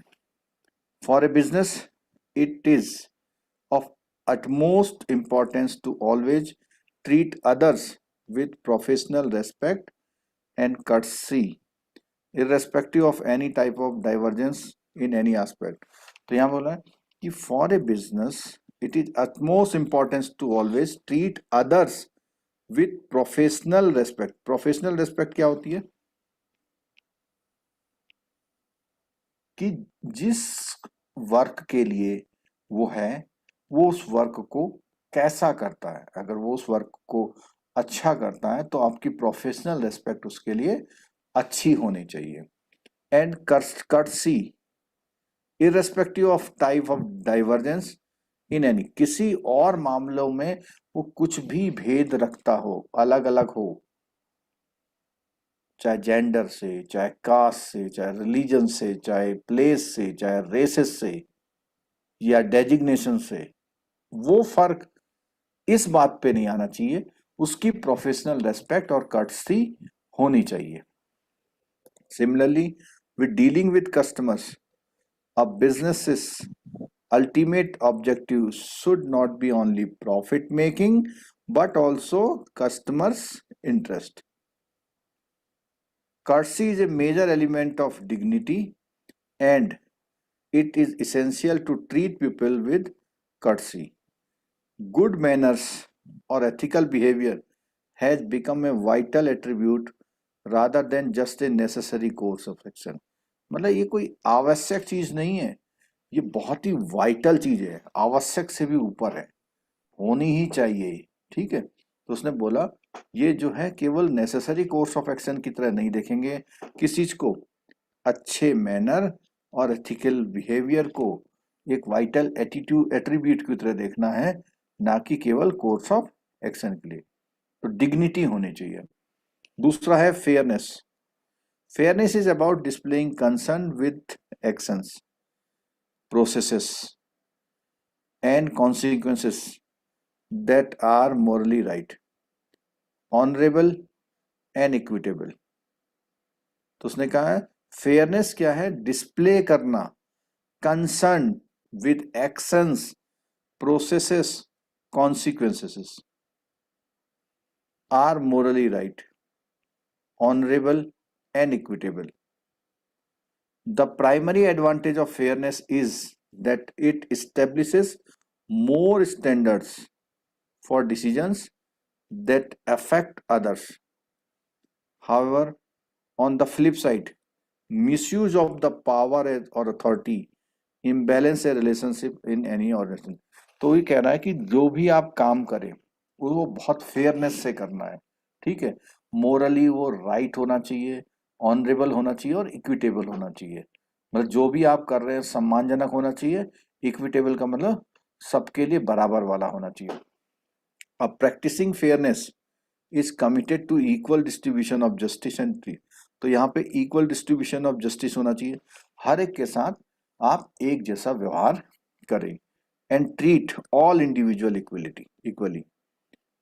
There are 3 aspects of this perspective। One is that everyone gets equal share, simple equity। अभी इसमें देखो थोड़ा सा कॉन्सेप्ट आ गया है कि आप सबके साथ सब gets equal share, simple equality आ गई। The second is that people gets share according to their contribution, वो आ गई commercial equitability. The third is that gets share according to need, the social model. ठीक है, ये 3 पॉइंट को ध्यान करें, इसमें से एक क्वेश्चन पूछ सकता है वो कि इक्वलिटी एक बार और रिपीट करेंगे सर इसको। है? हाँ कर रहा हूँ, एक बार और रिपीट करें। फेयरनेस में तो ये बोला हुआ है कि आप सबके साथ एक बराबर का व्यवहार करें। ठीक है, और ये बराबर का व्यवहार 3 तरह से बोला हुआ उन्होंने। ये जो है 3 तरह से बराबर का व्यवहार होता है, और उस बराबर के व्यवहार में ऊंच नीच के बाद भी व्यवहार बराबर माना जाता है। जैसे एक तो सिंपल है कि सबको बराबर मिल जाए। ठीक है, तो जैसे आपके वहां क्या है, आपकी सैलरी एक पोस्ट पे एक सीनियर है तो सबको कैसी मिलती है, सेम मिलती है। तो ये कौन सी इक्वलिटी है, सिंपल सिंपल इक्वलिटी। ठीक है। अच्छा, आपके वहां किसी मैनेजर की सैलरी अलग है, किसी पियोन की सैलरी अलग है, वो कौन सी इक्विटेबिलिटी है, कमर्शियल कॉमर्शियल है। तीसरा, आपके वहां कोई हैंडीकैप्ड है, उसको एक अलाउंस अलग से मिलता है, वो कौन सी है, सोशलिस्ट सोशलिस्ट, सोशलिस्ट है। या हम लोग ऐसा भी कह सकते हैं कि भाई सबको नौकरी मिलनी चाहिए, वो सिंपल इक्वलिटी हो गई, ठीक है। दूसरा, क्वालिफिकेशन के अकॉर्डिंग नौकरी मिलनी चाहिए, वो कौन सी हो गई, कॉमर्शियल कॉमर्शियल हो गई। तीसरा, कोई सोसाइटी में वो लोग जिनको अभी वो शेयर नहीं मिल पाया है, उनके लिए रिजर्वेशन होना, ये कौन सी है, सोशलिस्ट मॉडल। समझ में। तो ये तीन तरह की फेयरनेस है, सर तीन इसको एक तरह बार की। फिर से रिपीट कर दीजिए ना। हाँ, देखो फेयरनेस का मतलब है आपको सबके साथ बहुत बराबर का जैसा व्यवहार करना है, ठीक है। और इसको जो है और किसी के साथ पावर अथॉरिटी का इम्बैलेंस नहीं करना, मिसयूज नहीं करना, ये बोला इसने। और जो फेयरनेस की बात करता है, तो फेयरनेस की बात के लिए बोला हुआ इसने, is committed to equal distribution of justice and treat all individual equally. तो ये बेसिकली फेयरनेस की डेफिनेशन तो ये हो गई, लेकिन इसी फेयरनेस के तीन एस्पेक्ट हैं, इसी फेयरनेस के तीन एस्पेक्ट हैं कि अगर आप सबको एक जैसा शेयर देते हैं तो कौन सी इक्वलिटी है, सिंपल सिंपल। और अगर आप किसी को किसी प्रेफरेंस उसके कंट्रीब्यूशन के हिसाब से अगर इक्वल देते हैं तो कौन सी है, कॉमर्शियल तो कमर्शियल बेसिकली वो इक्वलिटी तो नहीं है, लेकिन उसको कॉमर्शियल इक्विटेबिलिटी बोलते हैं। क्या बोलते हैं उसे, कॉमर्शियल इक्विटेबिलिटी, ठीक है। तीसरा है वो उनकी अकॉर्डिंग टू नीड, अगर किसी को कोई नीड के लिए कुछ देना पड़ रहा है जो दूसरे को नहीं देना चाहिए, चाहे वो जेंडर बेसिस पे हो। आपने देखा है कि जो फीमेल्स होती हैं उनको मैटरनिटी लीव मिलती है ना, तो इसके लिए कहाँ सड़कों में हाय हाय होते हुए सुना कभी आपने, नहीं नहीं। तो ये कौन सा मॉडल है, सोशलिस्ट सोशलिस्ट मॉडल। ठीक है। और जो हैंडीकैप्ड होते हैं उनके लिए अलाउंसेस होते हैं, ठीक है। कोई जो गंभीर बीमार होते हैं उनके लिए अटेंडेंट की जर्नी फ्री होती है रेलवे में, ठीक है। सोसाइटी के वो लोग जो भी मेन स्ट्रीम में नहीं आ पाए उनके लिए रिजर्वेशन होता है, तो वो भी क्या है, तो हालांकि रिजर्वेशन के लिए हाय हाय सुनते हैं आप, लेकिन वो किस सिद्धांत पे आधारित है, कौन से मॉडल पर आधारित है, सोशलिस्ट मॉडल। सोशलिस्ट मॉडल पे, ठीक है। आगे देखिए, fairness in competition provide level of playing field to all the firms in the industry. The company should not conspire with anyone to lessen fair competition और engage in anti competitive practice। तो यहां पर ही बोला कि जो fairness है, competition में fairness, वो सबके लिए लेवल मतलब फील्ड प्रोवाइड करती है। The company should not, company ने कोई कॉन्स्पिरेसी नहीं करनी है किसी के साथ, ठीक है। और कोई फेयर कंपटीशन को क्या है, कम नहीं करना है, और एंटी कॉम्पिटिटिव किसी चीजों को एंगेज नहीं करना है, ठीक है। तो ये सब चीजें नहीं करनी है। तो पहला क्या था हमारा, डिग्निटी। डिग्निटी में सबको एक जैसा ट्रीट करना है, डिग्निटी में सबको एक जैसा ट्रीट करना है। फेयरनेस में सबको इक्वल शेयर करना है, और तीसरा ऑनेस्टी। Honesty. ऑनेस्टी, ये सब हम लोग क्या चीजें पढ़ रहे हैं मुझे ये भी बताओ फिर दोबारा से। प्रिंसिपल। प्रिंसिपल्स हैं Principles. बिजनेस एथिक्स के क्या हैं ये? Principle. प्रिंसिपल्स हैं। ठीक है, चलो। Honesty means being truthful and straightforward. It is an attribute that is largely linked to an individual rather than a situation. तो एक बात बताओ, आपने एक बात सुनी होगी कि कोई ईमानदारी से रिटायर हो गया, ठीक है। अगर कोई रिटायर हो गया तो आप उन्हें क्या ऑनेस्ट का स्टैंप दे सकते हैं?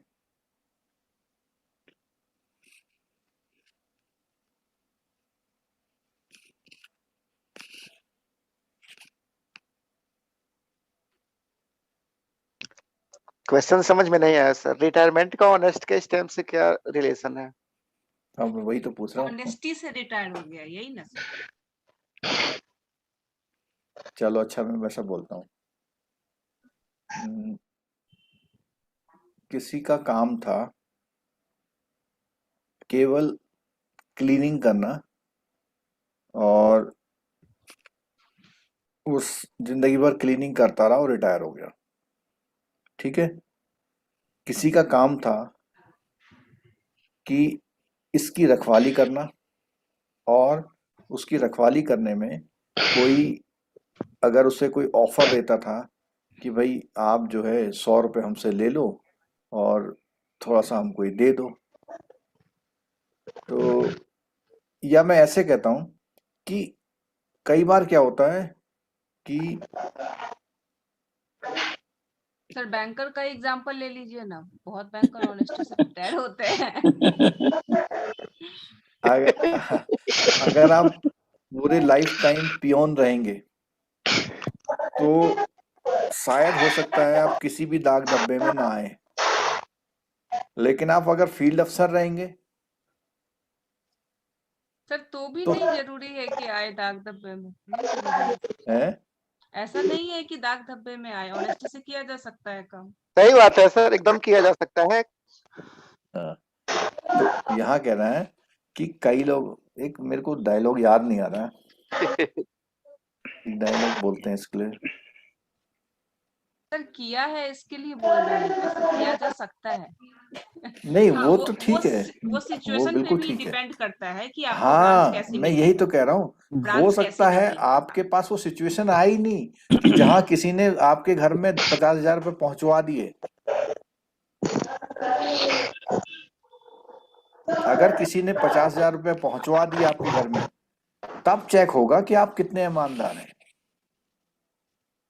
सर वो सर सिचुएशन ऐसी होती है, ईमानदार रहेगा तो वो 50,000 रुपया भी नहीं लेगा। सिचुएशन ऐसी कि जब ऊपर वाले लोग ही करप्ट है और कंपल्सन हो जाए आपको करना ही है, तो हाँ, सिचुएशन माना जा सकता है। तो तो ऑनेस्टी वही थोड़ी सी, वही वो भी तो सिचुएशन है। हाँ अगर आपने किसी बाहर तो वाले के इसलिए कहने ब्लेयर पे पॉलिसी किया, भी है। हाँ, तो वो भी तो ऑनेस्टी फेल हो गई आपकी। हाँ वहाँ है। लेकिन तो ये जो वही आप है बोले कि कोई शायद पहुंचवा ऐसा दे कुछ तो कहते हैं, चोर चोर वो है जो पकड़ा नहीं, जो पकड़ा नहीं गया वो वो चोर ही है। ईमानदार है, ईमानदार वो है वो जो वो पकड़ा ईमानदार नहीं ऐसा ईमानदार गया। कुछ बोलते हैं, है। ठीक है, ईमानदार वो है जो पकड़ा नहीं गया। जो पकड़ा नहीं गया।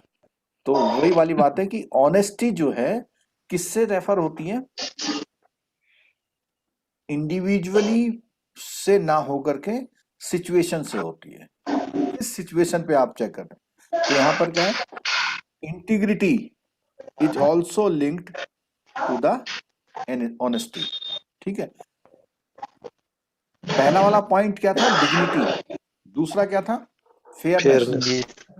तीसरा क्या है, Honesty. Honesty. To have integrity, consistency of honesty, that is being honest in one situation is generalized to all situation। मीन्स आप एक पोजीशन पे आप ईमानदार हो गए तो आपको ये मान लिया जाता है कि आप हमेशा के लिए क्या हो, ईमानदार।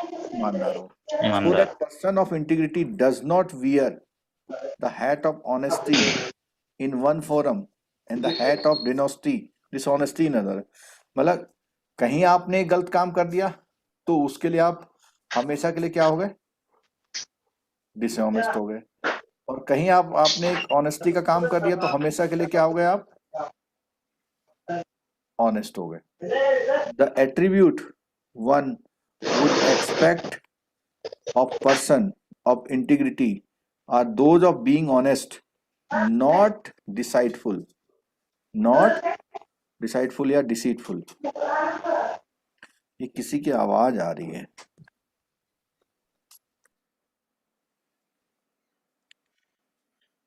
तो यहां बोला है कि आपको जो है बीइंग ऑनेस्ट मतलब धोखे से या उससे नहीं, and consistency of such behaviour, तो वहां पर आपको ऑनेस्टी तब मानी जाएगी जब आप में क्या हो,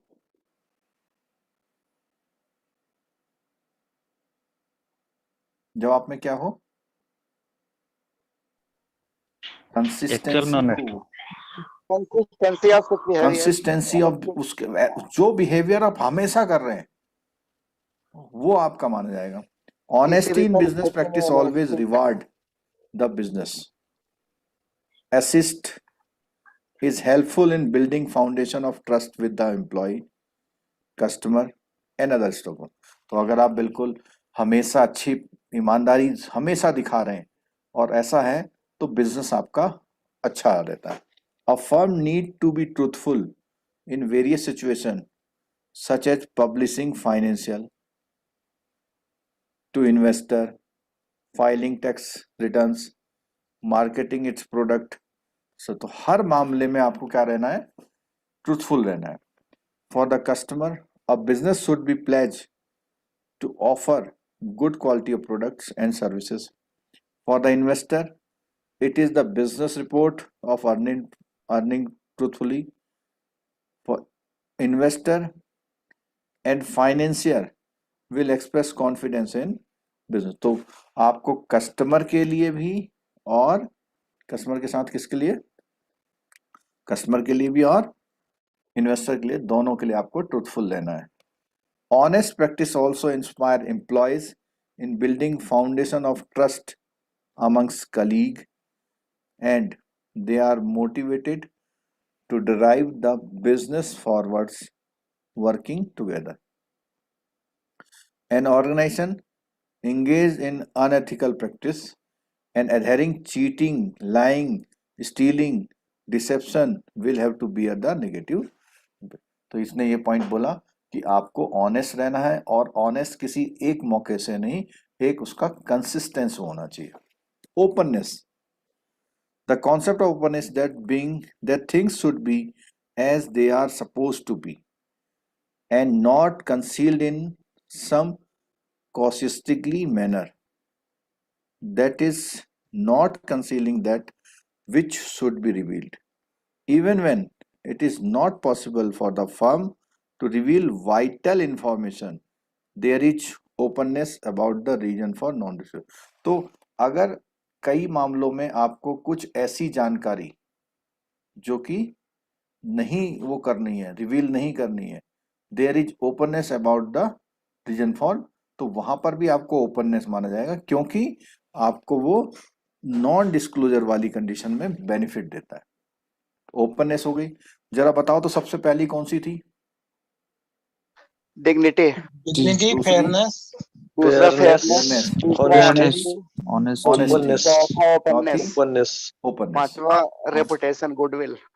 हाँ उसको पढ़ते हैं अभी. छठा मत पढ़ लेना अभी, ठीक है. Goodwill is one of the most important asset of business and also one of the most difficult to rebuild should it be lost. अगर ये एक बार खो गई तो बहुत डिफिकल्ट होता है इसको रीबिल्ड करना. Business should work on building a good reputation along with high morale for its staff. The business should not engage in any conduct that might impair the respect of the business In case of the crisis situation, business should take necessary corrective action to correct or prevent inappropriate conduct of others. तो कई बार क्या है कि crisis के situation में, ठीक है, in the case of crisis situation business should take necessary corrective, अगर जरूरत हो, अगर आपने कुछ गलत किया तो उसको आप करेक्टिव एक्शंस भी लीजिए, ठीक है। गुड रेपुटेशन और goodwill help in resolving many problem and also has material value. कई बार आपने देखा होगा कि जो व्हीकल्स होते हैं, किसी व्हीकल्स में कुछ प्रॉब्लम होती है तो वो व्हीकल क्या करती है, अपने सारे व्हीकल को रिकॉल करके ठीक करा दिया, कोई गलती हो गई है तो सुधार लो उसे, ठीक है। प्रूडेंस, प्रूडेंस का मतलब होता है जो अपनी जितनी लॉ के अकॉर्डिंग बातें हैं। It is the ability of a business to make right decision which is gained over a period of time from experience and knowledge. जो एक्सपीरियंस नॉलेज से जो भी आपको पता लगा है, जो गेन किया हुआ है, उसके अकॉर्डिंग राइट डिसीजन लेना। Business require prudence to exercise a degree of judgment that makes the situation no worse but rather to improve the circumstances। तो यहाँ पर ये कह रहा है कि आपको जो डिग्री ऑफ जजमेंट है एक्सरसाइज करना है, इस तरह से एक्सरसाइज करना है कि जो है सिचुएशन वर्स ना हो जाए बल्कि इम्प्रूव हो। In business terms one could imagine A case in which company is required to be prudent in nearly every aspect of business operation, चाहे वो आपका इन्वेंट्री प्रोक्योरमेंट का हो, हायरिंग स्टाफ का हो, प्रोडक्ट सर्विसेज का हो और कैपेसिटी एक्सपेंशन का हो। तो राइट डिसीजन लेना ये आपके लिए क्या है, प्रूडेंस है। कंसर्न फॉर अदर्स, यहाँ पे आ गया सोशल रिस्पॉन्सिबिलिटी। अगर आपका बिजनेस औरों पे कंसर्न नहीं करता तो इसका मतलब बिजनेस एथिक्स का प्रिंसिपल्स आपका सही नहीं है। Every business takes birth, survives and grow with the consent and cooperation of the society. Since the business is an integral part of the society, it makes the business morally responsible towards the society, which is also viewed as an inherent obligation of the business toward the society। तो इसने कहा कि ये जो है inherent obligation है, ठीक है। अब socially responsible business builds a better quality of life by harmonizing organizational action with society. Society जो चाहती है उसके तरह से काम करके आप बेटर क्वालिटी बिल्ड कर सकते हैं। Thus, a business will have to function in such a way that it will acquire the desired economic gains and at the same time will accomplish the social benefit also. A business firm will have to fulfill its responsibility towards both internal group, stakeholder, investor protection and employee staff welfare protection and external group. तो कह रहा है कि जो भी internal group में है आपके एम्प्लॉय और स्टेक होल्डर इंटरनल में आते हैं और कस्टमर जो होते हैं वो एक्सटर्नल ग्रुप में आते हैं, तो उन सब का ध्यान रखना आपने, ठीक है। अब जब फिलॉसफी की बात की थी तो यहाँ पे देखो गांधी जी का नाम आ गया। गांधी जी की फिलॉसफी किस चीज की थी, ट्रस्टीशिप की। किसकी थी, ट्रस्टीशिप की। Gandhi ji explain that riches should be expropriated by the use of force but by making an appeal to the basic principle of reason and love. By this way, the capitalist should be convinced that the wealth in their hand is the fruit of hard work, toil, efforts and sacrifice of the worker। तो यहाँ पे क्या बोला इसने कि जो भी आपके वर्कर वगैरह काम करते हैं, हार्ड वर्क करते हैं, उनकी वजह से ही जो पूंजीपति लोग हैं, कैपिटलिस्ट हैं, वो क्या हो रहे हैं, रिच हो रहे हैं, ठीक है। 10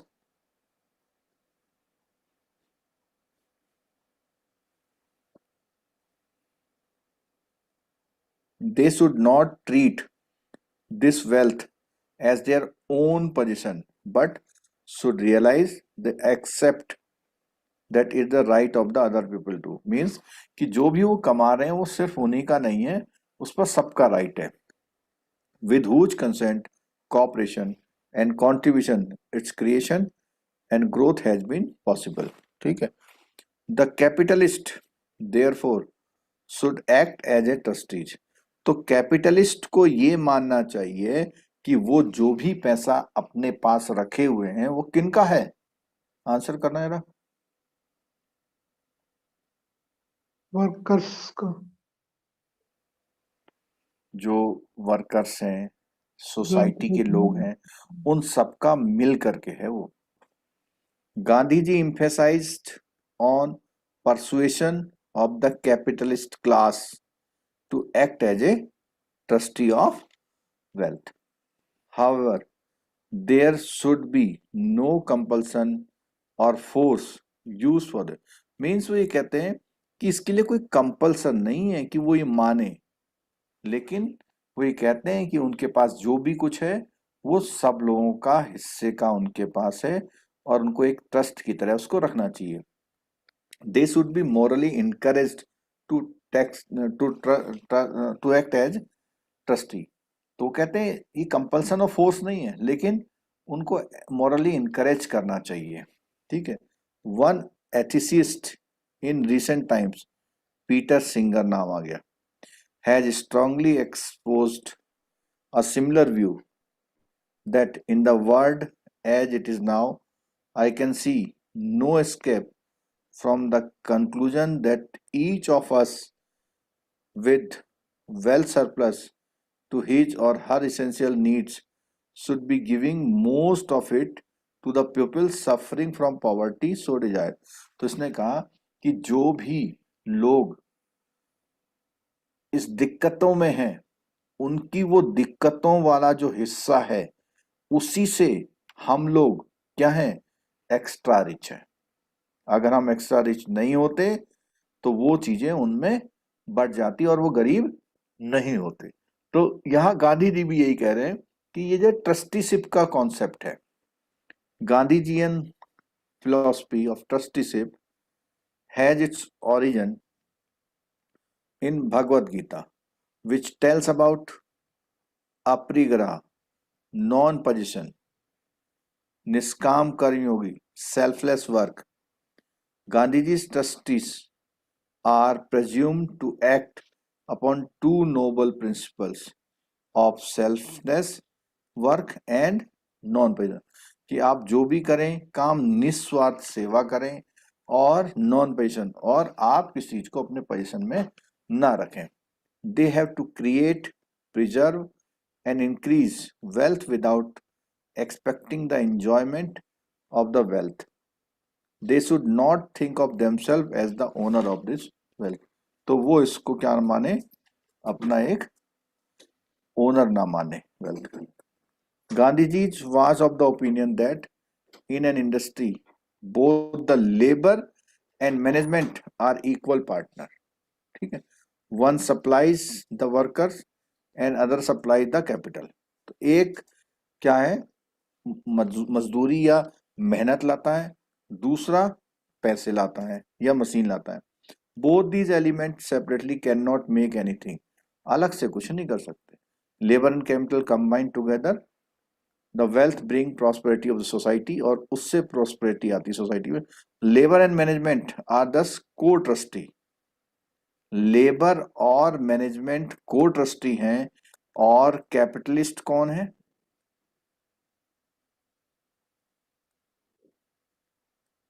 कैपिटलिस्ट कौन है, ट्रस्टी। ट्रस्टी। ठीक है।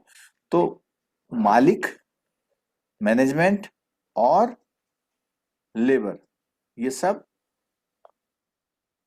लेबर और मैनेजमेंट को ट्रस्टी हैं और मालिक उसके ट्रस्टी। ठीक है।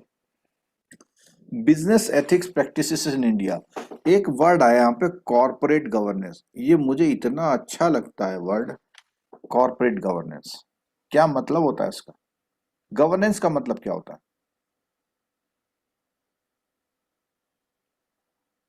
गवर्नेंस का मतलब होता है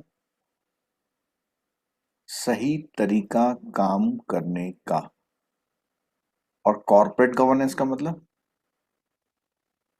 कॉर्पोरेट का सही तरीका काम करने का, इसको हिंदी में सुशासन भी बोल देते हैं कभी, ठीक है। तो कॉर्पोरेट का सही काम करने का तरीका, ethics as a concept in Indian business evolve in following rise in the corrupt business practices, major unethical issues were also rise on such bribery, deceptive advertisement, price collusion, product से। ऐसा question इसमें से आ सकता है कि इनमें से कौन सा जो है ये अनएथिकल है। क्या क्या है?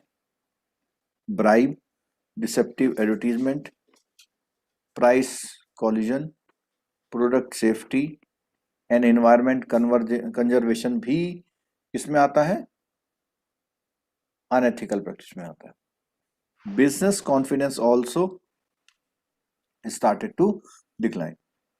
Director of a firm are responsible for creating wealth and happiness for all stakeholders of the organization and improving by using corporate governance।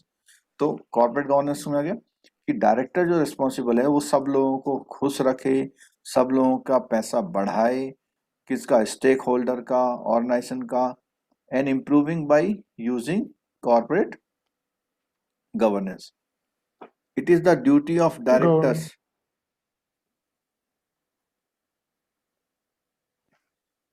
कुछ बोल रहे हैं?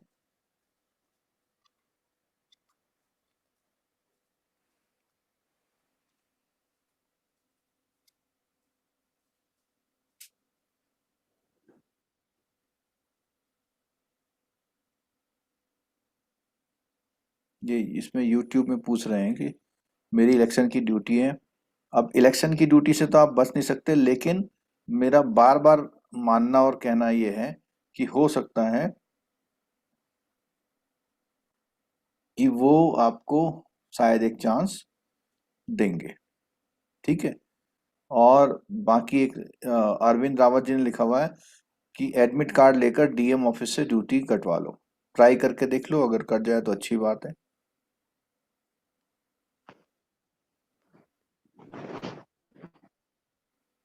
अच्छा, मैंने कोई कुछ सो रहा है, सो तो कोई नहीं रहा शायद, ठीक। हाँ, तो हम काम बात करते हैं। उसने बोला कि जो अपने डायरेक्टर्स हैं होते हैं फार्म के, उनका वेल्थ क्रिएट करना, हैप्पीनेस करना, और वो कॉर्पोरेट गवर्नेंस को यूज करते हुए करना है। Duty of the director to avoid ethical misconduct in their director role and also to provide leadership in decision to prevent ethical misconduct in the organization, to remove the opportunity for employees to make unethical decisions. Most companies have developed formal system of accountability, oversight and control known as corporate। तो corporate governance में वो क्या, हर एक की accountability वगैरह fix करते हैं, तो उन्हें लगता है कि वो कॉर्पोरेट गवर्नेंस कर रहे हैं। इन इंडिया तो सेबी जो बनी थी यहाँ पर, ठीक है, addition of clause 49 listing agreement into the business ethics gained the centre stage of business operation. Several other committee have been set up 25 year the least. तो यहाँ पर एक उदय कोटक कमेटी है जिसने जो है कॉर्पोरेट गवर्नेंस की बातें करी हैं, ठीक है। An ethical crisis in business ethics an oxymoron, ये जो है एक क्वेश्चन यहां से पूछेगा आपसे। Crisis is a situation of extreme difficulty और डेंजर। नॉर्मल है तो उसे क्राइसिस नहीं बोलते, जब एक्सट्रीम होता है तो क्राइसिस होता है। For a business an event which is unforeseen and poses a major threat is a crisis. Incidences like fraud, computer data theft, terrorist attack, bankruptcy, industrial accident, economic political instability, natural calamity like torrential rain, drought, tsunami, ये सब क्या है आपकी crisis है। It is important to note how company leadership react to the crisis situation में कैसे काम कर सकती है। For a manager, it is significantly important to adhere to ethical behavior in every kind of crisis. तो आपको ये बात आ रही है कि क्राइसिस के समय में भी कैसा बिहेवियर करना है, ethical. एथिकल बिहेवियर करना, ठीक है। The event of crisis can be categorize as pre crisis, event of crisis and post crisis. 3 चीजें हैं। तो ऐसा भी क्वेश्चन आ सकता है कि क्राइसिस कितने टाइप की होती हैं, और ऐसा भी क्वेश्चन आ सकता है कि इनमें से प्री क्राइसिस क्या होता है और प्रिवेंट ऑफ क्राइसिस क्या होता है। तो यहाँ पर pre crisis is the situation where the company feels that everything is under the all place to tackle toughest of the situation. The key focus is here making profit. Key focus क्या होता है उस समय पे? Making profit। और उसे लगता है कि वो जितनी भी चीजें हैं उन सिचुएशन को क्या कर लेगी, फील कंट्रोल कर लेगी। An organization should take step towards prevention of crisis during pre-crisis। तो प्री क्राइसिस पर वो कैसे प्रिवेंशन ऑफ क्राइसिस करती है। The most important question for a manager is how to identify a crisis on time. तो pre crisis में क्या है, वो कहता है जब क्राइसिस अभी आया नहीं, तो जब क्राइसिस अभी आया नहीं है तो वो जो बंदा है उसकी सबसे पहली इंपॉर्टेंट बात यह है कि उससे पता लगे कि वो क्राइसिस कब आने वाला है, टाइम से उसे पता लग जाए। In preventing an unethical crisis that is caused by internal reason, carrying out ethical audit on a regular interval. तो उससे कैसे बचेगी वो क्या करेगी, अपने वहां पे कैरिंग आउट करेगी। कौन से ऑडिट करेगी बताओ जरा। Ethical audit. मीन्स अभी क्राइसिस आया नहीं है, उस क्राइसिस से पहले ही कोई चीज आप कर रहे हैं तो वो आप क्राइसिस का पहले से ही ऑडिट करा रहे हैं, एथिकल क्राइसिस का। हाँ, on a regular interval, time to time effect. Ethical audit helps in identifying the weak ethical areas in advance. तो वो पहले से ही बता देगा। The manager must also prepare crisis management plan to combat, उससे लड़ने के लिए, the crisis situation that are probable and based on the areas identified in ethical audits screening. Internally is anything such as relationship with, अगर आपके वहां पे stake holder के साथ रिलेशन, कस्टमर के साथ रिलेशन, सप्लायर के साथ रिलेशन, राइजिंग कंप्लेंट हो रही हैं प्रोडक्ट के बारे में, तो ये आपका क्या है, अगर ये सब कुछ हो रहा है तो इसका मतलब आप प्री क्राइसिस कंडीशन में हैं और बहुत जल्दी क्या आने वाला है, एथिकल क्राइसिस। क्राइसिस आने वाला है। ठीक है, that can jeopardise the public reputation of A company following unethical, और उससे क्या होने वाला है, पब्लिक रेपुटेशन आपकी खराब होने वाली है। Internal checks and a cry action on such incident can help an organization to preventing crisis situation a greater magnitude. तो अगर इंटरनल चेक से और कोई क्राई एक्शन का मतलब कोई ऐसी छोटी मोटी घटना हो गई जिससे आपको थोड़ा सा एक इशारा मिल गया कि अब जो है कुछ होने वाला है, उन सब से आप पहले से ही क्या करेंगे, प्रिवेंट करेंगे। सेकेंडली, इन एक्सटर्नल स्क्रीनिंग, तो ये तो इंटरनल चेक हुए। इंटरनल चेक कौन से होते हैं, ऑडिट या कोई ऐसी घटना से। एक्सटर्नल स्क्रीनिंग क्या है, of threat of a crisis is making a firm need to monitor all the factors which are beyond its control because when these factors turn on, तो ये है ऐसी चीजें जो आपके फर्म के बाहर कंट्रोल से नहीं है, बाहर जो है, firm needs to monitor all the factor which are beyond control. Firms में have to face severe consequence, और जो बाहर की एक्सटर्नल स्क्रीनिंग से आ रहे हैं वो ज्यादा खतरनाक होते हैं। ठीक है, अब दूसरी बात आई विसिल ब्लोअर पॉलिसी। ये जानते हैं कोई क्या होता है विसिल ब्लोअर पॉलिसी? सुना है किसी ने इसके बारे में? Yes sir. तो है थोड़ा सा बताओ तो क्या होता है, ये तो सब बैंकों में होता है ना सर, विसल ब्लोअर पॉलिसी। बताओ क्या होता अगर कोई मतलब इसके तहत अगर कोई फ्रॉड का सूचना देते हैं तो उसको गोपनीय रखा जाता है, और इसको प्रोटेक्शन भी देते हैं, जो सूचना देगा उसको प्रोटेक्शन भी अवेलेबल कराते हैं। है। मान लिया किसी ने ऑर्गेनाइजेशन में देखा कि बहुत बड़ा घपला चल रहा है, बहुत बड़ा घपला चल रहा है, और उस घपले की हल्की सी जानकारी किसी को मिल गई, तो वो गोपनीय या बहुत साइलेंट तरीके से कंप्लेंट करता है, और जो कंप्लेंट करता है उसको प्रोटेक्शन दिया जाता है। तो क्या बोल रहा है, in place will be helpful in avoiding a bigger crisis situation. Means जो प्री क्राइसिस सिचुएशन होती है उस समय विसिल ब्लोअर पॉलिसी का हेल्प मिलता है, क्योंकि वो क्राइसिस होने से पहले आपको क्या बता दे रहा है, इन्फॉर्म कर देता है।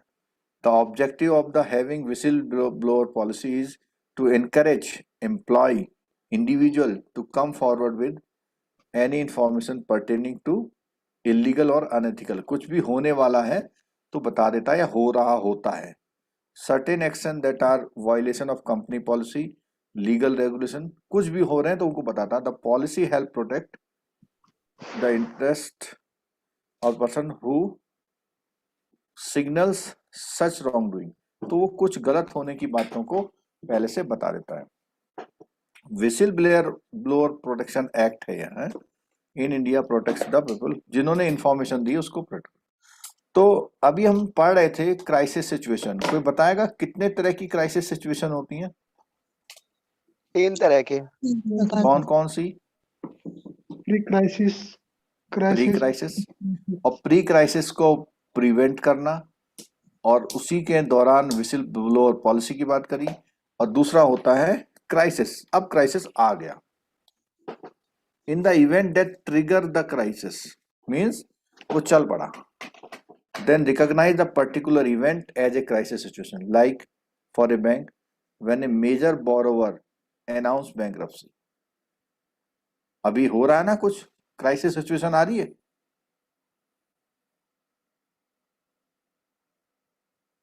कहीं है कुछ बैंकों में, सुना आपने? हाँ सर, किंगफिशर नहीं। अरे अभी 28,000 करोड़ सुना। Yes sir, ABGCPR। हाँ, तो ये जो है उसमें कहीं पर प्री क्राइसिस डिटेक्ट हुआ था? हुआ था सर, 2018 कब में हुआ हुआ था? था। 14 में। 14 में ही हो गया था। क्या हुआ था 14 में? वो 2014 अकाउंट, में हो गया। वो अकाउंट 14 में क्या हो गया था? एनपीए हो गया था। एनपीए हो गया था, वो प्री क्राइसिस था। आज वो क्या बन गया? क्राइसिस बन गया। तो बैंक्रप्सी हो गया, डिक्लेयर्स फेलियर ऑफ बिजनेस हो गया। एग्जांपल किंगफिशर एयरलाइन हुआ था। Ethical leader play a critical role since they are the first one to recognize the occurrence of crisis. तो जो आपके एथिकल लीडर हैं उनका रोल आता है कि इस सिचुएशन से कैसे निपटें। They try to caution others to the group, तो वो भाई दूसरे को बताते हैं भाई ये देखो चीजें हो रही हैं। After recognizing the crisis situation, the leader must start implementation of crisis management plans and bring in his crisis management team and focus on controlling the damage. The prime responsibility of the communication with various stakeholder, investor, employer in crisis situation lies with the CEO of the company. तो ये जो crisis situation है अब उसके कौन जिम्मेदार हो जाता है, मतलब सीईओ पे डिपेंड करता है पूरा। ठीक है, अब तीसरी बात आती है पोस्ट क्राइसिस कि अब उसके बाद क्या करोगे। While the company is still trying to overcome the crisis, वो लड़ रही है उससे, it start analysing the situation, further investigation, identification of key reason, आजकल चल रहा है ना सब कुछ ये, face of the firm, reputation और goodwill of the organisation is most impacted during any crisis situation, which is why effective leadership is vital in the rebuilding the image of the organization. During this period, the company also tried to prove its stakeholder that organization has legitimate reason to exit and it can be trusted. Means वो उससे निकल आएगा, आप हम पर विश्वास बनाए रखो. Effective leadership during the post-crisis situation moves on the corrective measures by drawing from the experience and it tries to build the resilience in the organization of the future. ठीक है. अच्छा, ये टॉपिक का अभी हम क्या कर रहे हैं, इस टॉपिक के कुछ क्वेश्चन करने की कोशिश करते हैं और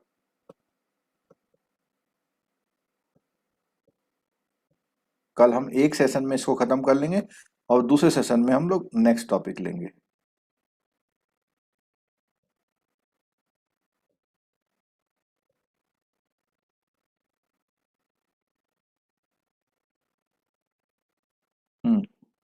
Which one of the following statement is true?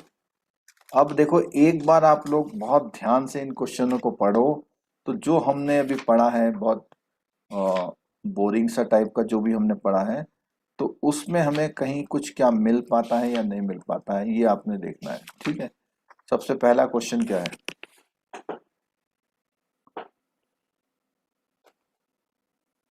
which of the following statement is true? Business ethics modifies pupils' behavior.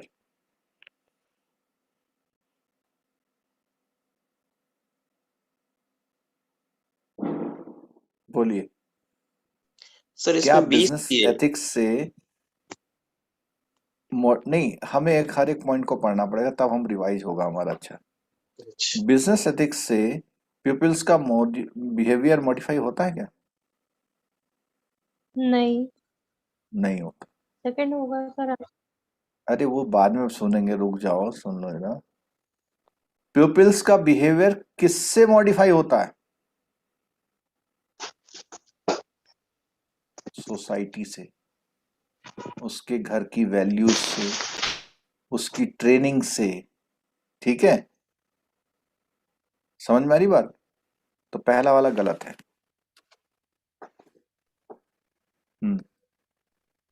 Objective of the ethics is managing values and conflict. बिल्कुल ठीक है, ये पढ़ा था ना हमने, कई बार आया था कि एथिक्स से हम लोग कॉन्फ्लिक्ट का रिजोल्यूशन करते हैं कि ये सही करना चाहिए या नहीं करना. Business ethics and corporate social responsibilities are the same. बोलो. एक पॉइंट आया था. पॉइंट क्या आया था कि क्या बिजनेस एथिक्स सिर्फ सोशल रिस्पॉन्सिबिलिटी है? तो हमने उसका आंसर क्या कहा था? नहीं सर, सिर्फ सोशल नहीं, रिस्पॉन्सिबिलिटी. हमने बताया था सोसाइटी के अलावा आपको किनका ध्यान रखना है? एम्प्लॉय का बताया था ना. और ठीक है, people तो ये गलत है. Ethics can not be managed. बोलो. Ethics it can can be be managed. Managed. Can it be can managed. Be किया जा सकता है. मैनेज्ड. तो ये जो क्वेश्चन था ये बेस्ड था किन पर? Myth versus reality. Reality. Which one of the following is not a principle of ethics?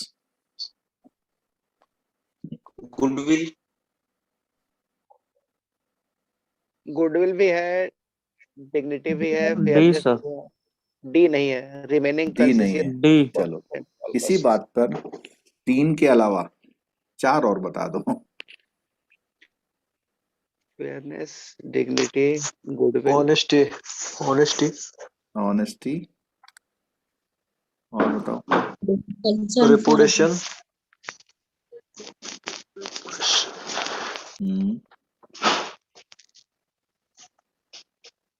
और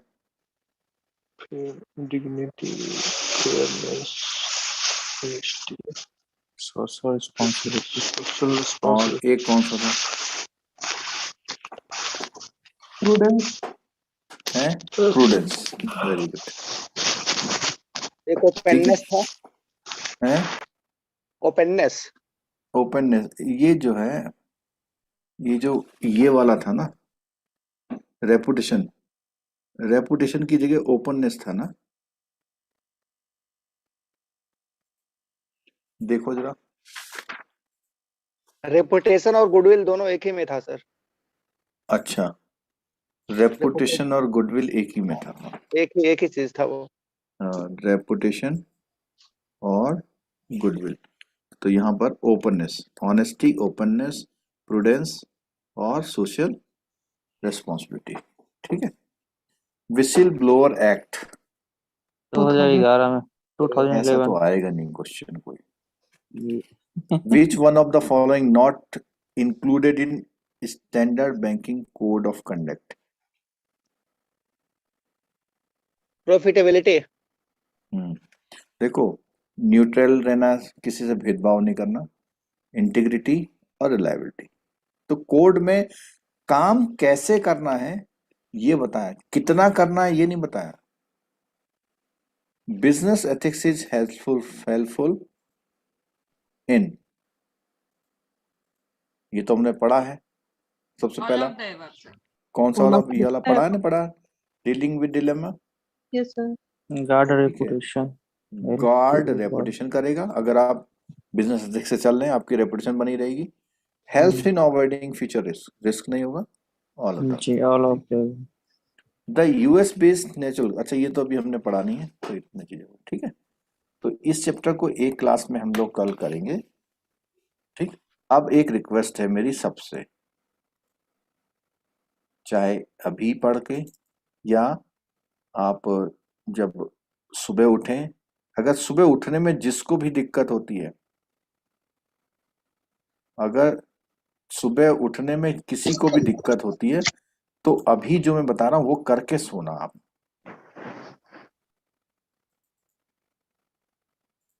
मैं भी दिखा देता हूँ आपको क्या करके सोने की बात कर रहा हूँ।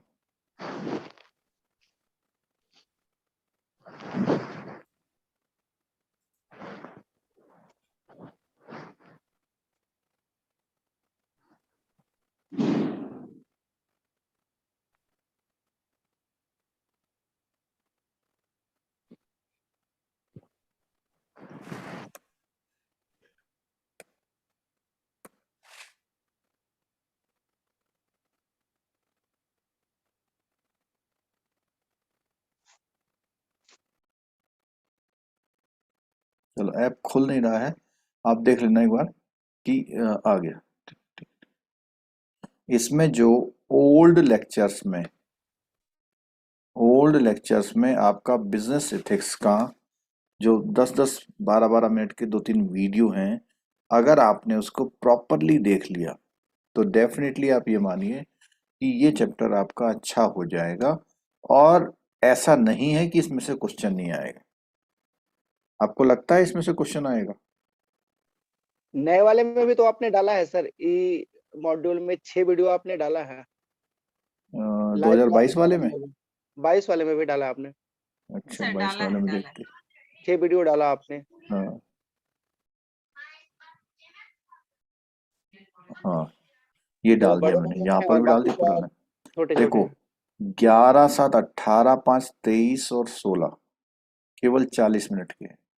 अब पहले में क्या बोला, इंट्रोडक्शन। दूसरे में क्या एक्सप्लेन किया हुआ मैंने, social तीसरे में क्या किया हुआ है, डेफिनेशन बिजनेस एथिक्स की डेफिनेशन, और चौथे में हमारा प्रिंसिपल ऑफ एथिक्स। ठीक है, प्रिंसिपल ऑफ एथिक्स कितने हैं? 7। तो एक बार जरूर सुनिएगा, ठीक है, सुनेंगे? हम तो 2-3 बार सुन चुके हैं सर, फिर सुन लेते हैं। तो अगर 2-3 दिन बाद सुना था तो आज कुछ लगा कि हाँ ये चीज बात हुई है उसमें? काफी लगा सर, काफी लगा। कर लीजिएगा, क्योंकि ये एक ऐसा टॉपिक है जिसमें आप सिर्फ एग्जाम के बाद यही कहते हैं कि सर सारे क्वेश्चन एथिक्स से ही आ गए थे। अच्छा। वो तो आपके एथिक्स कुछ रोक लेते हैं, नहीं तो आप यही कहते हैं कि 100 क्वेश्चन एथिक्स से ही आए। है ना? सर लेकिन सारे कैसे आएंगे? है सारे कैसे आएंगे एथिक्स से? कुछ तो ये होगा ना कि मैं इतने यही तो 10-15 बताऊं कि क्वेश्चन भी देख आपका गए तो यही कहेंगे ना कि बहुत सारे क्वेश्चन आए थे। हाँ कहते हैं। और पहले क्या होता था जब एथिक्स मॉड्यूल नहीं था तो पता है किस में से कहते थे सब क्वेश्चन आ गए? बताओ तो आप। Priority market sector, marketing, marketing marketing से मार्केटिंग। उसमें कहते हैं सब मार्केटिंग से आया था। अब ये एथिक्स आ गया, कहते हैं सब एथिक्स से आया था। तो कितना आएगा? मैं बता रहा हूँ 20 से ज्यादा नहीं आएगा। 20 से ज्यादा नंबर का एथिक्स नहीं आएगा। लेकिन वो क्या होता है हर पांचवा छठा क्वेश्चन एथिक्स का दिख जाता है। तो ऐसा और वो आता नहीं है। जब वो जिसने पढ़ा नहीं है उसके लिए आसान नहीं है आंसर करना। ठीक है, तो कल हम मिलेंगे, है ना? अपना रात का टाइम और सुबह का समय किसी ना किसी तरह यूटिलाइज करिए।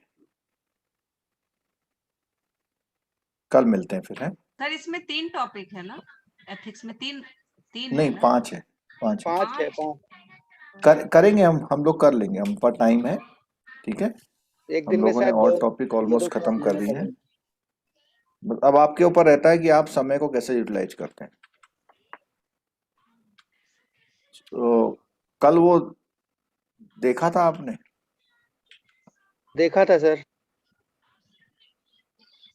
2-4 क्वेश्चन में देख रहा था कि कुछ क्वेश्चन ऐसे लगे कि हाँ हमने पढ़ रखे थे तो हमें सही आंसर आता है उसका।